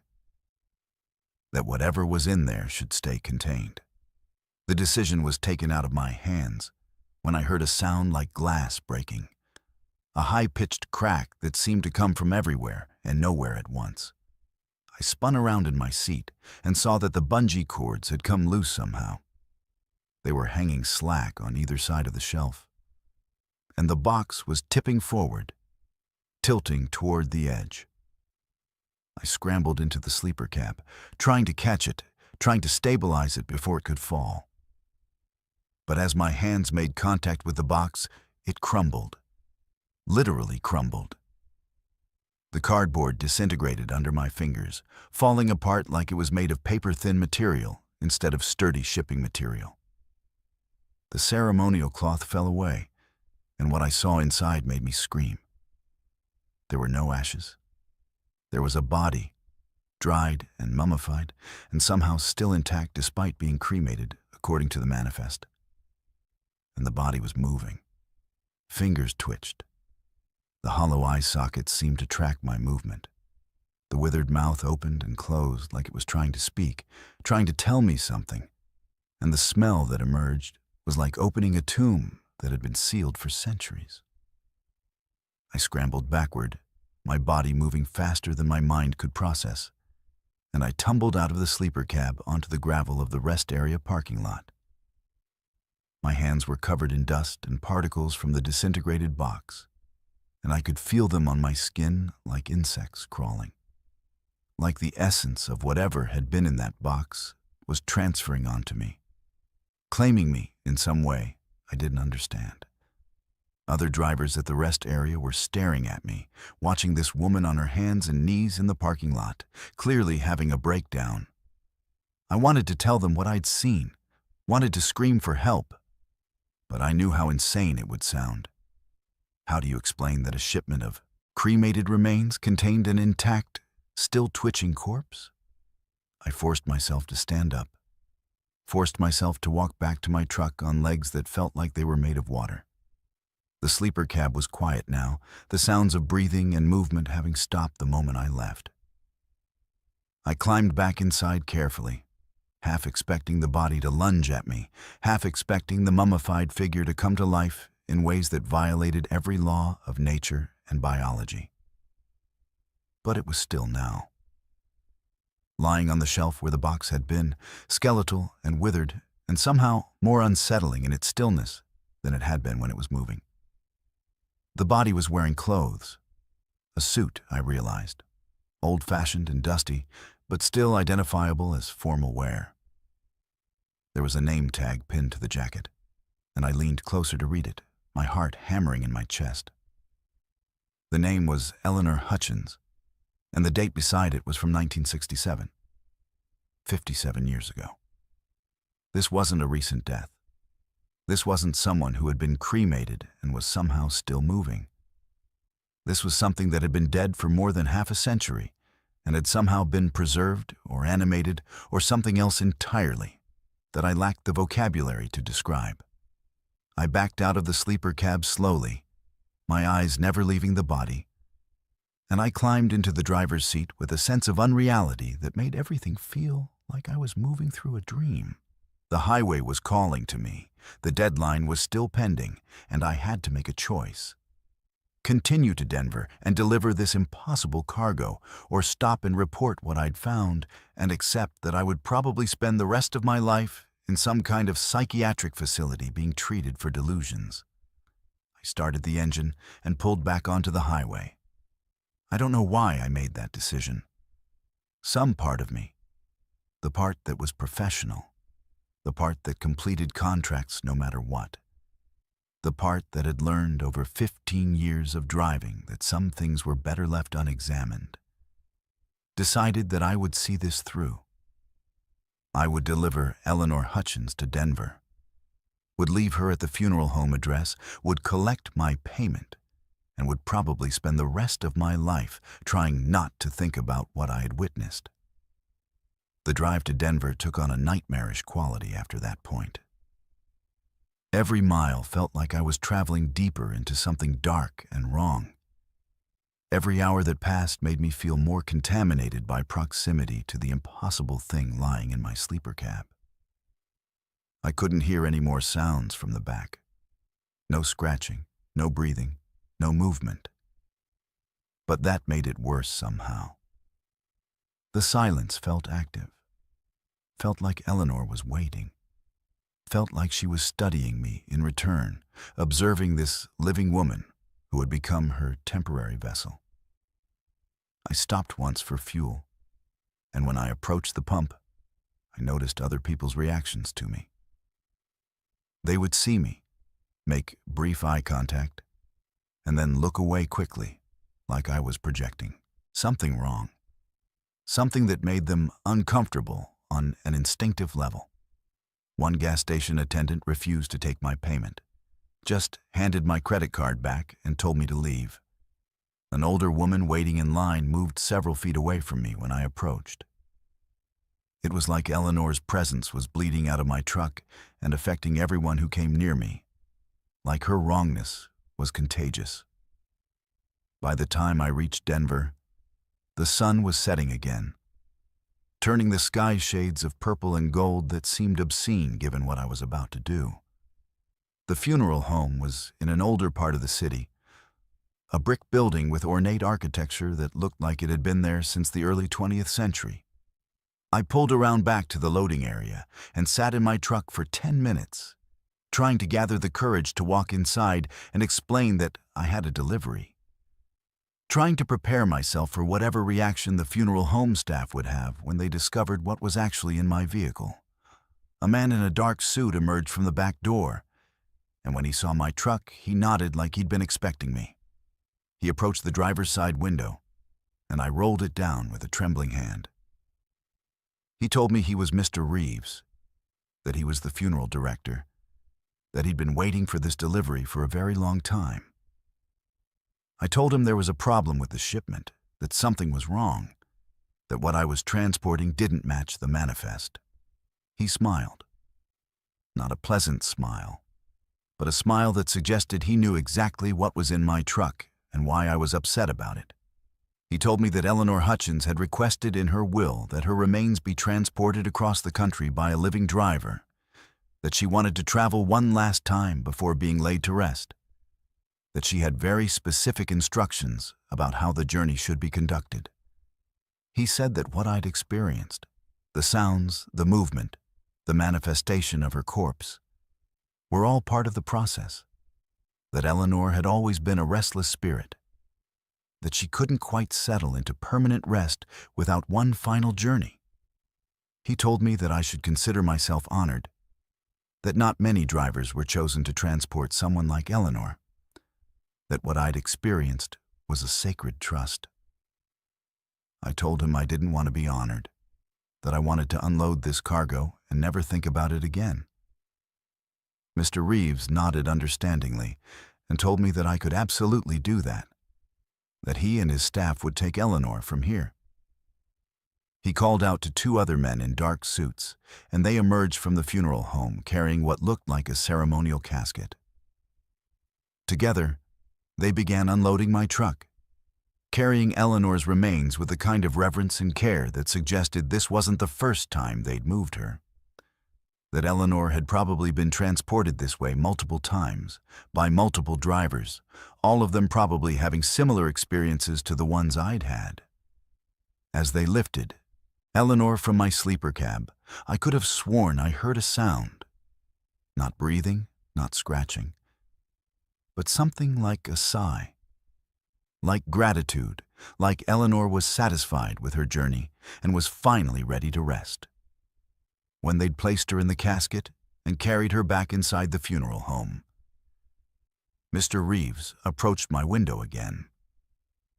He handed me an envelope containing cash, more than I'd been promised, significantly more, and told me that Eleanor appreciated my service, that she had specifically requested additional compensation for drivers who completed her transport.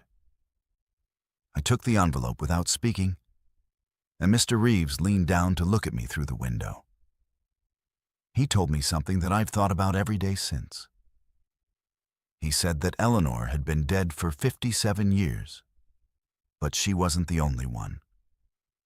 He said there were others like her, other restless spirits who needed to travel, other drivers who would be contacted with similar jobs, other trucks that would carry the impossible across America's highways. He said it was a privilege and a burden, and that I'd now been marked as someone willing to participate in something that existed at the edges of the world most people inhabited.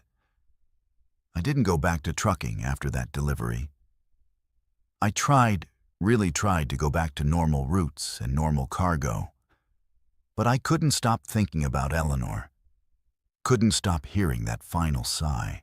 Couldn't stop wondering if she was still traveling somehow, still moving through the country in the dark of night. A month after dropping her off, I received a call from a different dispatcher offering me another job, another shipment of cremated remains that needed transport. I hung up and never answered their calls again.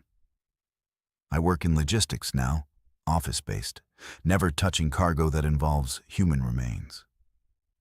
But sometimes, late at night when I can't sleep, I think about Eleanor Hutchins and wonder if she's still out there on the highways, if another driver has taken her across the country, if the mysterious funeral home in Denver is really just a way station for the restless dead who need one more journey before they can accept their eternal rest.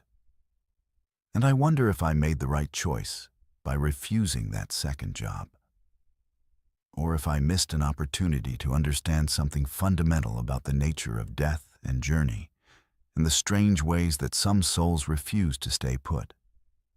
The money from Eleanor's transport is still in the bank, untouched, because spending it feels like accepting something I'm not ready to accept, like acknowledging that what happened was real and that I'm complicit in something I can never fully understand.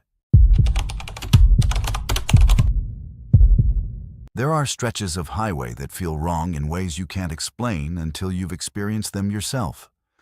And the section of I-40 between Flagstaff and Holbrook, Arizona is one of them. My name's Blake, and I've been running cross-country routes for 19 years. But I'd never paid particular attention to that specific stretch until 3 months ago when my GPS started malfunctioning in ways that made no sense. It wasn't a gradual failure. One moment the device was working perfectly, showing me my location and my route and the distance to my next stop, and the next moment it was looping. The map on the screen began cycling through the same mile of highway over and over again, the coordinates staying static while the GPS insisted I was moving forward, that I was covering distance, that I was making progress toward Holbrook, even though the landscape outside my windshield remained exactly the same. At first, I thought it was a technical glitch. Thought maybe I'd driven through a dead zone or passed near something that was interfering with the satellite signal. I pulled over at a rest area and tried rebooting the device. But the same thing happened. The map showed me looping endlessly through the same stretch of highway, a single mile that seemed to have no beginning and no end. I turned off the GPS entirely and decided to navigate using the mile markers visible on the highway itself, trusting in the numbered signs that should have indicated my progression eastbound toward New Mexico. But something felt off about those markers too. I started paying attention to them, really paying attention. And that's when I realized the impossible truth. The mile markers weren't progressing sequentially. I'd pass mile marker 287, then a few minutes later mile marker 291, then backward to 288, then forward to 293. The numbers were random, jumping around without any logical pattern, like the highway had decided that conventional geography no longer applied to this particular stretch. My odometer was still advancing, showing that I was covering distance. But the physical markers on the road suggested I was trapped in some kind of loop where distance and space had become negotiable concepts rather than fixed physical realities. I pulled over again and checked my watch, timing how long it took me to drive from one marker to the next. 7 minutes, I noted. Then I'd reach the next marker and time the distance again. 7 minutes, then 7 minutes again, always 7 minutes between markers. But the markers themselves were showing different numbers in random sequences. Other drivers on the road seemed oblivious to what was happening. Cars would pass me going the opposite direction, trucks would overtake me heading eastbound, and none of them seemed to notice anything strange about the landscape or the markers or the way the highway seemed to be folding in on itself. I tried flagging someone down at a rest area, tried asking if they'd noticed anything weird about the mile markers, but they all looked at me like I was insane. One trucker told me the markers were perfectly fine, that he'd just passed mile marker 291 and mile marker 292 in sequence, that everything seemed normal. But I knew what I was seeing. I knew that the markers had been showing completely different numbers when I'd passed them minutes earlier. I decided to keep driving, convinced that eventually I would break through whatever was causing this phenomenon. That if I just kept moving forward, I would eventually reach Holbrook and escape whatever was happening on this stretch of highway. Hours passed. I drove until my eyes were burning and my shoulders ached. But the landscape never changed. The same red rock formations appeared and disappeared in my mirrors. The same patches of desert scrub vegetation lined the roadside. The same vendors' billboards for mysterious attractions. See the world's largest petrified wood. The meteor crater is 50 miles ahead. Cycled through my field of vision over and over again. My fuel gauge started dropping, and I realized with creeping panic that I would eventually run out of gas if I didn't find an exit or a fuel station. I searched for an off-ramp, searching for any break in the highway that might lead to civilization or escape, or anything that would suggest I was still living in a world governed by normal physical laws. And then I saw one, an exit for a rest area that I was sure hadn't been there moments before. I took the off-ramp with a surge of desperate hope, pulling into a parking lot that looked exactly like every other rest area I'd ever stopped at. A squat concrete building, a few parking spaces, bathrooms, and vending machines inside. I pulled up to the fuel pump, relieved to see that this place actually had fuel available, and I started pumping gas with shaking hands. While the tank was filling, I checked my odometer again and noted the mileage. Then I got back on the highway, paid close attention to my speed, and timed exactly how long it took me to reach the next mile marker.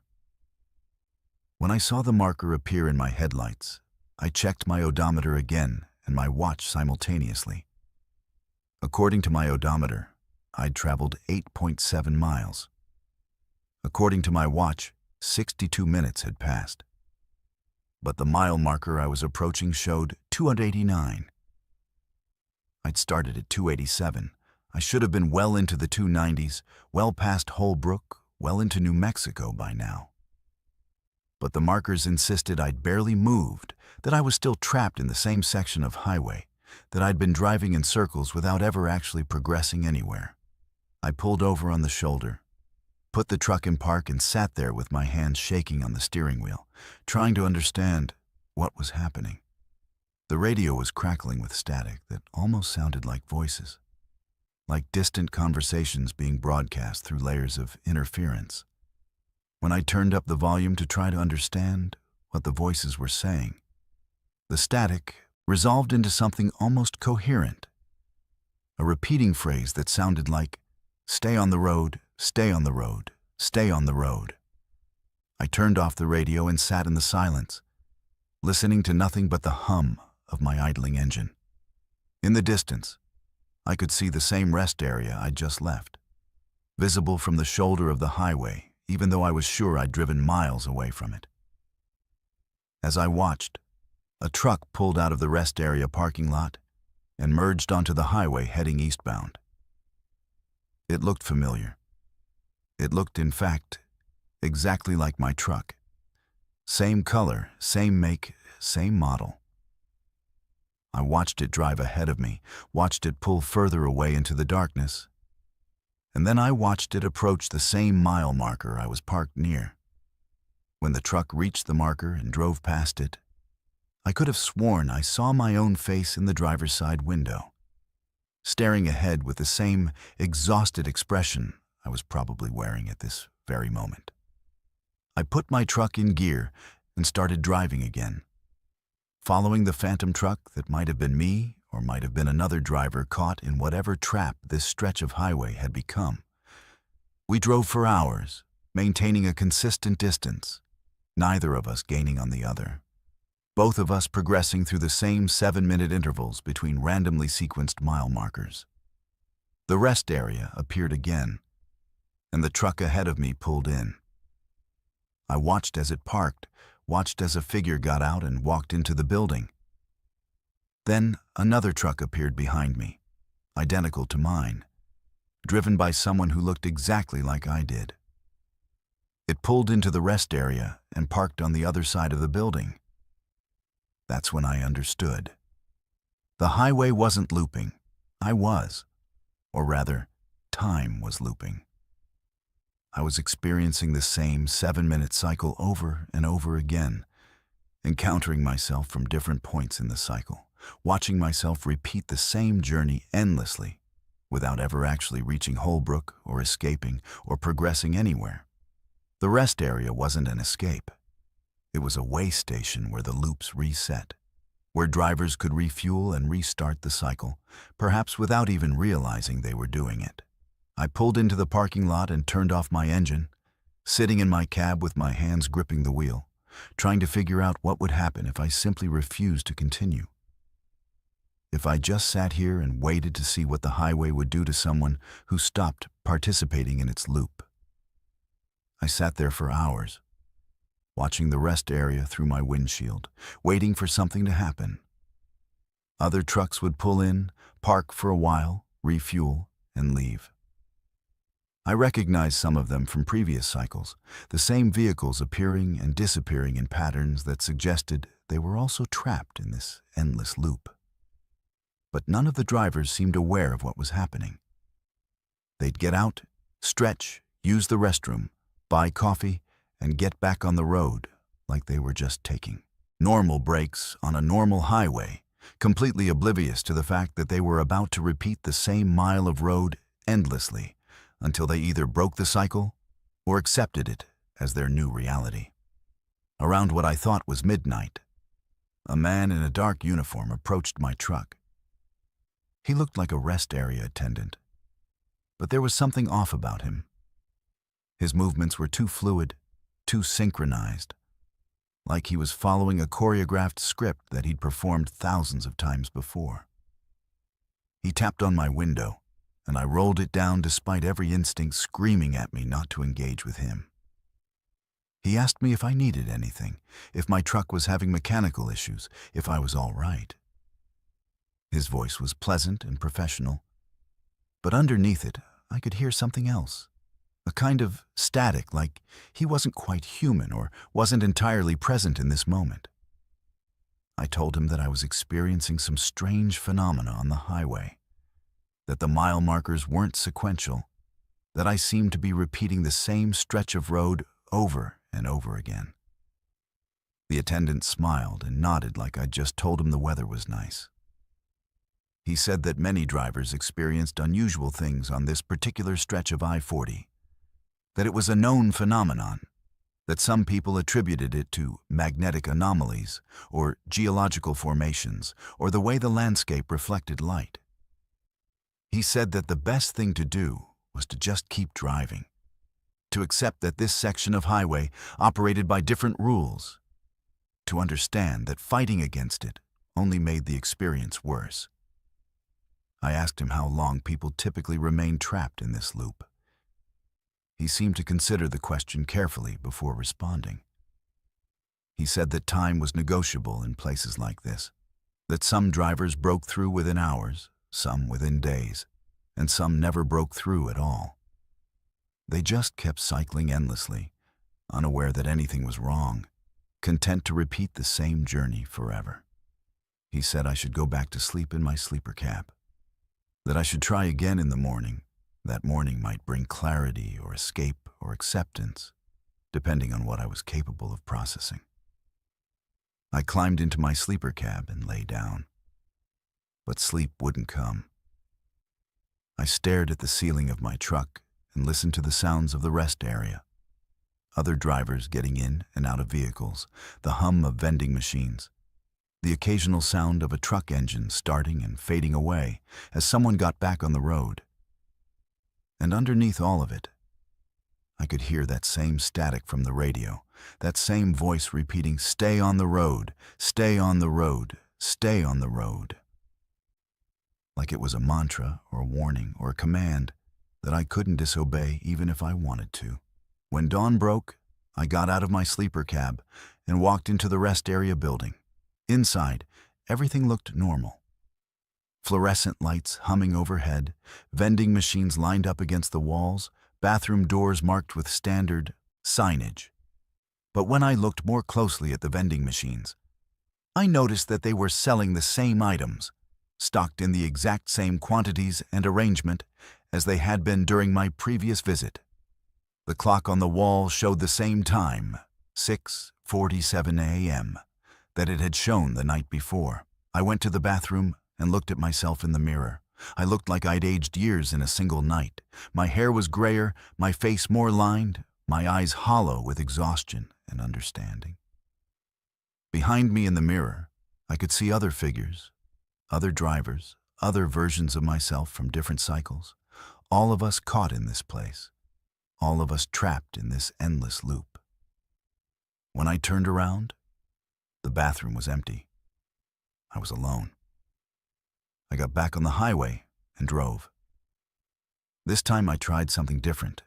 Instead of accepting the randomness of the mile markers, I started keeping a detailed log. I wrote down every marker I passed, the exact time, the exact odometer reading, my fuel gauge level, everything. I drove with scientific precision, trying to find patterns, trying to identify the exact moment where the loop reset, trying to understand the mathematics of this place that had rejected conventional geography. What I discovered was both fascinating and horrifying. The mile markers did follow a pattern, but it wasn't a pattern based on actual distance or location. Instead, it seemed to be based on some kind of emotional or psychological resonance. When I was calm and accepting, the markers progressed almost normally. When I was anxious or fighting against what was happening, the markers would jump backward or forward erratically. It was like the highway was responding to my mental state. Like the space itself was conscious and reactive, adjusting its rules based on how I was feeling about my predicament. I tried using this knowledge to escape. I focused on being calm, on accepting the loop, on moving through it with Zen-like detachment. And it worked. Gradually, over the course of what I think was 3 days, but might have been 3 weeks, the mile markers began to progress more sequentially. I started seeing markers in order: 287, 288, 289, 290, and the spacing between them became more consistent. The rest area appeared less frequently. The other looping trucks seemed to fade away. But as I got closer to what might have been escape, something else started happening. The landscape began to change. The desert started looking less real, more painted, more like a theatrical set that was being struck and replaced. The sky took on an artificial quality, like it was a projection that was flickering. The road beneath my tires started to feel less solid, more like I was driving on something that might disappear if I stopped paying attention to it. And the voices on the static became clearer, more insistent, almost pleading with me not to leave, not to abandon this place, not to escape the loop. I realized then that the loop wasn't trying to trap me. It was trying to save me. Something about being on this endless mile of highway, repeating the same journey over and over, was preventing me from reaching whatever was waiting at Holbrook. The mile marker that had been my goal, the destination I'd been striving toward, was something I didn't actually want to reach. The loop was a mercy. The endless cycling was protection. So I stopped trying to escape. I eased off the mental resistance. I allowed myself to accept the randomness, and something shifted. The ride became smoother. The rest area became a familiar comfort rather than a prison. I started seeing the same drivers repeatedly, and we'd nod at each other, acknowledging a shared understanding that we were all part of something larger than ourselves, all participants in a ritual that served purposes we couldn't quite comprehend. That was 3 years ago. I'm still on that same mile of I-40 between Flagstaff and Holbrook, still cycling through the same 7-minute intervals, still passing the same rest area, still seeing the same mile markers in their non-sequential progression. My truck is still running perfectly. My fuel tank somehow never empties. And I've made peace with the knowledge that I will probably never reach Holbrook, that I will probably spend the rest of my life, however long that turns out to be, driving this impossible loop. Sometimes new drivers join the cycle, and I watch them go through the same panic and confusion that I experienced. I try to warn them, try to tell them that fighting against the loop only makes it worse, that acceptance is the only way to find peace in this place. Most of them don't listen. They struggle and rage and try to escape. And gradually they either break through to whatever waits in Holbrook, something I'm not sure I want to know about, or they surrender like I did and accept their fate as permanent inhabitants of this endless mile. The attendant in the dark uniform still approaches me sometimes, still asks if I need anything, still reminds me that this is just how this particular stretch of highway works. And I've come to understand that he's right. There are places in America, isolated stretches of road where the normal rules don't apply, where distance becomes negotiable and time becomes cyclical. Some people drive through them and never notice anything wrong. Others get caught, like I did, and learn that the most important journey isn't always about reaching your destination. Sometimes it's about understanding that some roads are meant to be traveled forever, and that acceptance is the only way to find peace in the endless repetition. The diner appeared out of nowhere on a stretch of Route 66 outside Shamrock, Texas, a place that shouldn't have existed but did, complete with neon signs and chrome fixtures that looked like they belonged to a different era. My name's Marjorie, and I've been driving long-haul routes across the American Southwest for 16 years. But I'd never seen this particular establishment before, despite having passed this same exit dozens of times. The sun was setting, painting the sky in shades of crimson and gold. And I was hungry enough that I didn't question the sudden appearance of the diner. I pulled off the highway and parked my rig in the gravel lot, noting how empty the place seemed despite the neon signs glowing in the windows, promising food and hospitality. Inside, the diner was frozen in time.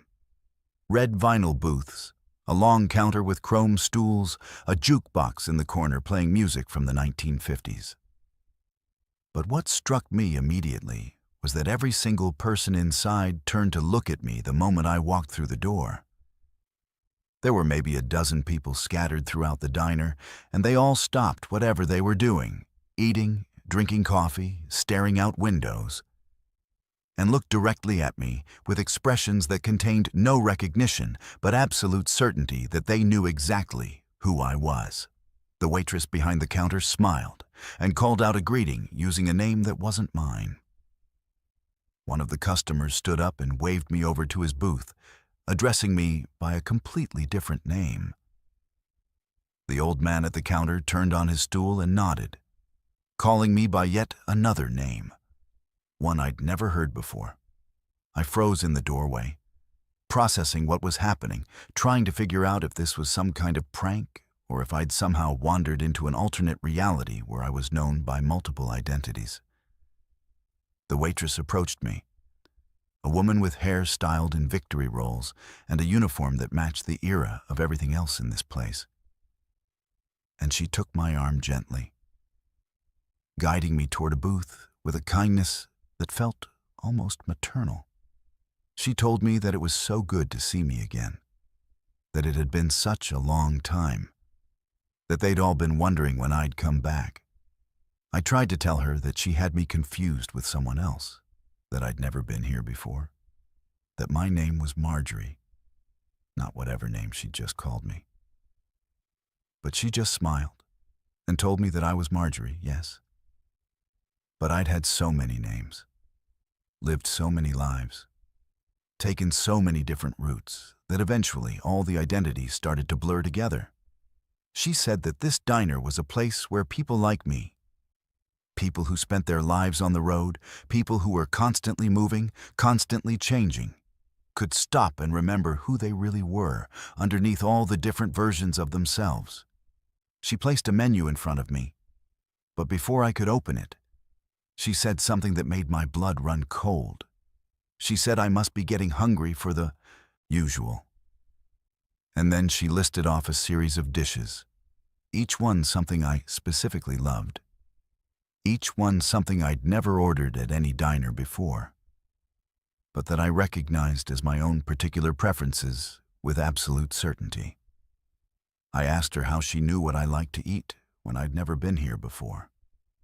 She tilted her head and said that I'd been here many times, that I always sat in this same booth, that I always ordered the same meal, that I always left the same amount as a tip, that I always drove the same route afterward toward whatever destination I was trying to reach. She said the names changed because I was always running from something different, always trying to escape some previous version of myself. But the core of me remained the same. A woman on the road, a woman who couldn't stop moving, a woman who was trapped in a cycle of eternal driving that she couldn't quite escape. The other customers started talking to me then, each one addressing me by a different name, each one claiming to have known me before in different contexts and different lives. The man in the first booth said he'd seen me drive through Nevada in 1987. And I'd looked exactly the same as I did now, unchanged by the passage of time. The woman at the counter said she'd known me years ago on a different highway, in a different state, with different cargo in my truck, but with the same exhausted eyes. The old man said he'd watched me pass this same diner countless times over the course of what he claimed were decades. Always looking for something, never finding it, never stopping long enough to rest. I stood up from the booth, backing toward the door, telling them all that they were crazy, that this wasn't real, that I needed to get back on the road. But as I moved toward the exit, I caught sight of the window, and what I saw through it made me stop dead. In the parking lot, I could see multiple versions of my truck, same make, same model, same color, arranged in rows like they were all mine, all waiting for me, all ready to continue some endless journey. When I looked at the other customers more carefully, I realized that some of them looked familiar in ways that went beyond the diner. I'd seen their faces before, on the highway, in different trucks, heading in different directions, but always with the same empty expression that suggested they were also trapped in something, caught in some kind of eternal loop. The waitress touched my shoulder gently and said that I didn't have to understand it yet, that eventually I would, that running from my own past always led back to this same diner. She said that the highway was full of people like me, drivers who couldn't stop, couldn't settle, couldn't accept that they needed to rest. She said that the diner existed at a junction point between different versions of reality, different timelines where I'd made different choices and become different people. She said that every version of me converged here sometimes, all of us recognizing each other without quite understanding why. All of us eating the same meal and leaving the same tip and continuing down the same roads we'd been traveling forever. I forced myself to move, forced myself to walk toward the door despite the overwhelming sense of unreality pressing down on me. When I reached the parking lot, I saw something that confirmed my worst fears. On the side of each truck in the rows, someone had painted a name. The first truck said Margaret. The second said Mary. The third said Martha. Name after name, each one a variation of my own, each one a different identity I'd apparently lived, each one belonging to a different version of me who'd driven through different eras and different landscapes, but always toward the same mysterious destination. I climbed into my own truck, or what I thought was my own truck, though I couldn't be entirely certain anymore, and started the engine. As I pulled out of the parking lot, I watched the diner in my mirrors, and I realized that the other customers were standing in the windows, watching me leave with expressions that suggested they already knew I'd be back, that I couldn't escape this pattern any more than they could, that we were all part of something larger and older than ourselves, all inhabitants of roads that refused to let us go. I drove through the night, trying to convince myself that the diner was an anomaly, a hallucination brought on by exhaustion and loneliness and too many miles. But as dawn broke and I approached the next town on my route, I saw something that made me realize the truth. The graveyard appeared on my right, ancient and sprawling, filled with headstones that stretched back decades. And on those headstones, I could read names. Margaret, Mary, Martha, Marjorie, dozens of variations all listed with dates that spanned from the 1950s to the present day. They were all me. All different versions of me, all having died at different times, but somehow all still driving, still moving down the highways, still unable to escape the cycle that had claimed us. I realized then that I'd been dead for a long time, that I'd died on some highway years ago, and had been driving my own ghost ever since. Unable to accept the finality of it, unable to stop moving, unable to surrender to rest. The diner was where all the dead drivers converged, where all the versions of me that had existed across different timelines and different deaths could recognize each other. And the cycle would continue. I would keep driving, keep seeing that graveyard appear and disappear in my mirrors, keep returning to that diner where waitresses who'd been dead for decades would greet me by names I'd never quite learned to recognize as my own. I drive still, every day, every night, traveling roads that feel increasingly unreal, passing other trucks driven by people who look familiar in ways I can't quite explain. And sometimes, when I'm tired enough, or sad enough, or lonely enough, pull into that diner again. and the waitress greets me by another name, places my usual meal in front of me, and tells me gently that it's time to remember who I really am. Underneath all the identities, all the roads, all the endless driving that refuses to let me rest. The CB radio had been dead for weeks, just static and silence, which was fine by me because I preferred the quiet anyway. My name's Darren, and I've been driving through Appalachia for the better part of 20 years, running routes through the mountains of Kentucky and West Virginia, where the roads twist like serpents and the cell phone signal is basically non-existent. I liked it that way. The isolation, the lack of connectivity, the sense that I existed in a pocket of the world where modern technology hadn't quite penetrated. But 3 weeks ago, during a run through the hollers outside Beckley, the forgotten CB radio that had been sitting in my cab for years suddenly crackled to life. I was so startled that I nearly drove off the road, my hands jerking on the wheel as an unfamiliar voice emerged from the static, speaking in a tone that was too clear, too present, like the radio had never actually been broken at all. The voice introduced itself with a call sign I didn't recognize, and it asked if I was receiving the transmission. I picked up the mic hesitantly, not sure if I wanted to engage with whoever was broadcasting on a frequency that should have been dead.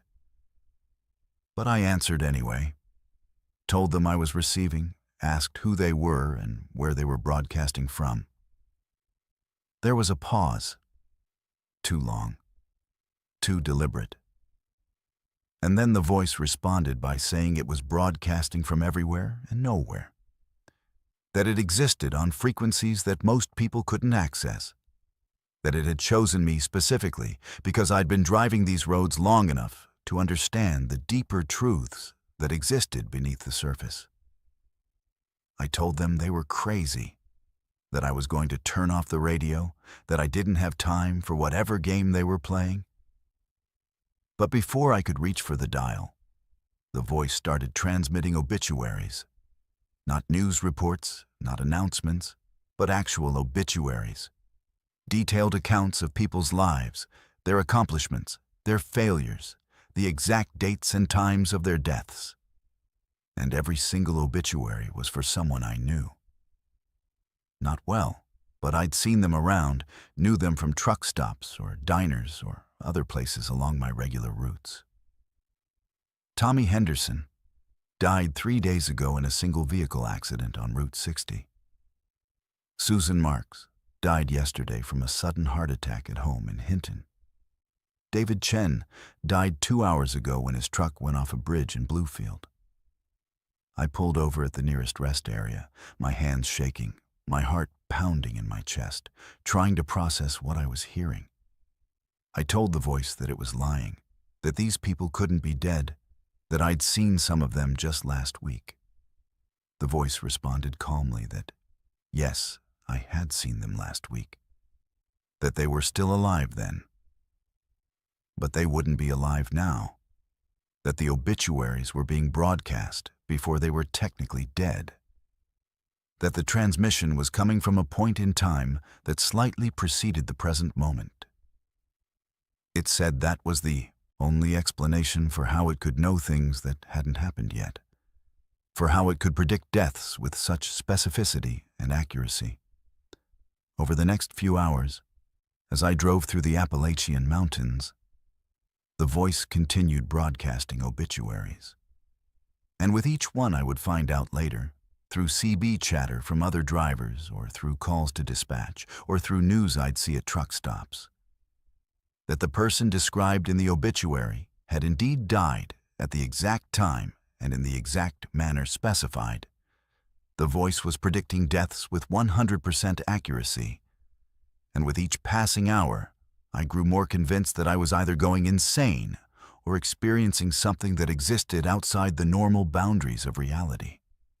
Then, around midnight, the voice changed its tone. It became quieter, more intimate, like it was speaking directly into my ear rather than broadcasting across a frequency. It told me that it had been monitoring my transmissions, that it had been following my route for years, that it had something very specific to tell me. It said that according to its readings, according to the broadcasts it was receiving from the future, I had approximately 6 hours left to live. It said that I would die in a truck accident in the mountains, that my truck would go off a bridge, that the impact would be instantaneous, that I wouldn't suffer. It said that knowing this, knowing the exact time and manner of my death, was a gift, a chance to prepare, a chance to make peace with what was coming. I wanted to turn off the radio. I wanted to stop listening to this voice that was predicting my death with a certainty that made my skin crawl. But I was paralyzed, frozen behind the wheel, listening as the voice continued its broadcast. It started reading other obituaries, but now it was reading obituaries for people I loved. My ex-wife in Charleston, my sister in Cincinnati, my daughter in Louisville. Each one died at a specific time, in a specific manner, all of them occurring after my own death by hours or days. The voice told me that my death was like a domino, that once I fell, everyone connected to me would fall as well, that the broadcast was simply documenting the cascade of deaths that would follow. I forced myself to move, forced myself to turn off the CB radio with a hand that felt disconnected from my body. But immediately, the radio turned back on of its own accord, the voice returning, undeterred by my attempt to silence it. It said that turning off the radio wouldn't help, that the broadcast was already inside my head, that I would hear it whether the physical device was on or off, that the transmission had penetrated too deeply into my consciousness to be dismissed or ignored. It said that I should at least use my remaining time wisely, that I should drive toward a place I loved, that I should make peace with my impending death instead of spending my final hours in denial and fear. The sun came up, and I was still driving through the mountains, the voice still broadcasting obituaries, still counting down my remaining hours. 3 hours left. 2 hours left. The voice became more insistent, more urgent, telling me that I needed to prepare, that I was approaching the bridge where my accident would occur, that I could see it in the distance if I looked carefully. I did look, and sure enough, there was a bridge ahead of me, spanning a particularly deep gorge. Exactly the kind of place where a truck accident would be catastrophic and fatal. I drove toward it knowing that according to the voice, this was where I would die. But as I approached the bridge, something changed. The voice's tone shifted from certainty to confusion. It started broadcasting conflicting information. My death would occur at 8:47 a.m. No wait. 9:15 a.m. No wait. The broadcast was unclear. The future was becoming unstable. The signal was degrading. The voice told me that something was interfering with the transmission, that something was disrupting its ability to predict with accuracy, that I was doing something that was changing the outcome. I realized what was happening. The voice had predicted that I would drive toward the bridge and go off it at a specific time. But by knowing the prediction, by being aware of what was supposed to happen, I had changed the outcome simply by having that knowledge. The future couldn't be predicted with perfect accuracy, because the act of prediction itself altered the future. The voice had undermined its own certainty by telling me when and how I would die. I pulled off the road just before the bridge and sat there, engine idling, listening to the voice spiral into what sounded like panic or frustration. It started broadcasting all possible futures, versions of my death, yes, but also versions where I survived, where I lived, where I went on to have decades more of driving ahead of me. The broadcast became chaotic, contradictory, ultimately meaningless. The voice couldn't predict my future anymore because it had already shown me one version of it. And by showing me, it had destroyed its own predictive authority. The radio went silent. Not dead, not broken, but genuinely quiet. A silence so complete it felt like the world had stopped breathing. I sat there for a long time, waiting for the voice to return, waiting for the broadcast to resume. But it didn't. Whatever that frequency was, whatever entity had been broadcasting obituaries and death predictions, it seemed to have abandoned me once its accuracy became compromised. I drove away from that bridge and back toward the highway, and I've never turned that CB radio on again. But I still hear it sometimes, late at night when I'm driving through the mountains. I hear static that almost sounds like voices. Almost sounds like it's trying to form words, trying to broadcast something. And I wonder about all the other drivers out there on America's roads. Drivers who might have picked up that same frequency. Drivers who might have heard that same voice predicting their deaths. Drivers who might not have realized that knowing about their fate was the only way to escape it. If you're listening to this and you ever hear a voice on your CB radio broadcasting obituaries, broadcasting deaths, broadcasting information about futures that haven't happened yet, understand that the prediction itself becomes the escape route. Knowledge of your death is the only way to avoid it. If you've experienced something strange on the road, if you've encountered phenomena that defied explanation, if you've survived something you shouldn't have survived, share your story. You can find more chilling tales and connect with others who've experienced the unexplainable on our YouTube channel, Verified Fears. Subscribe now for more trucker horror stories from America's creepiest roads. And remember, some transmissions are better left unheard, but your story deserves to be told.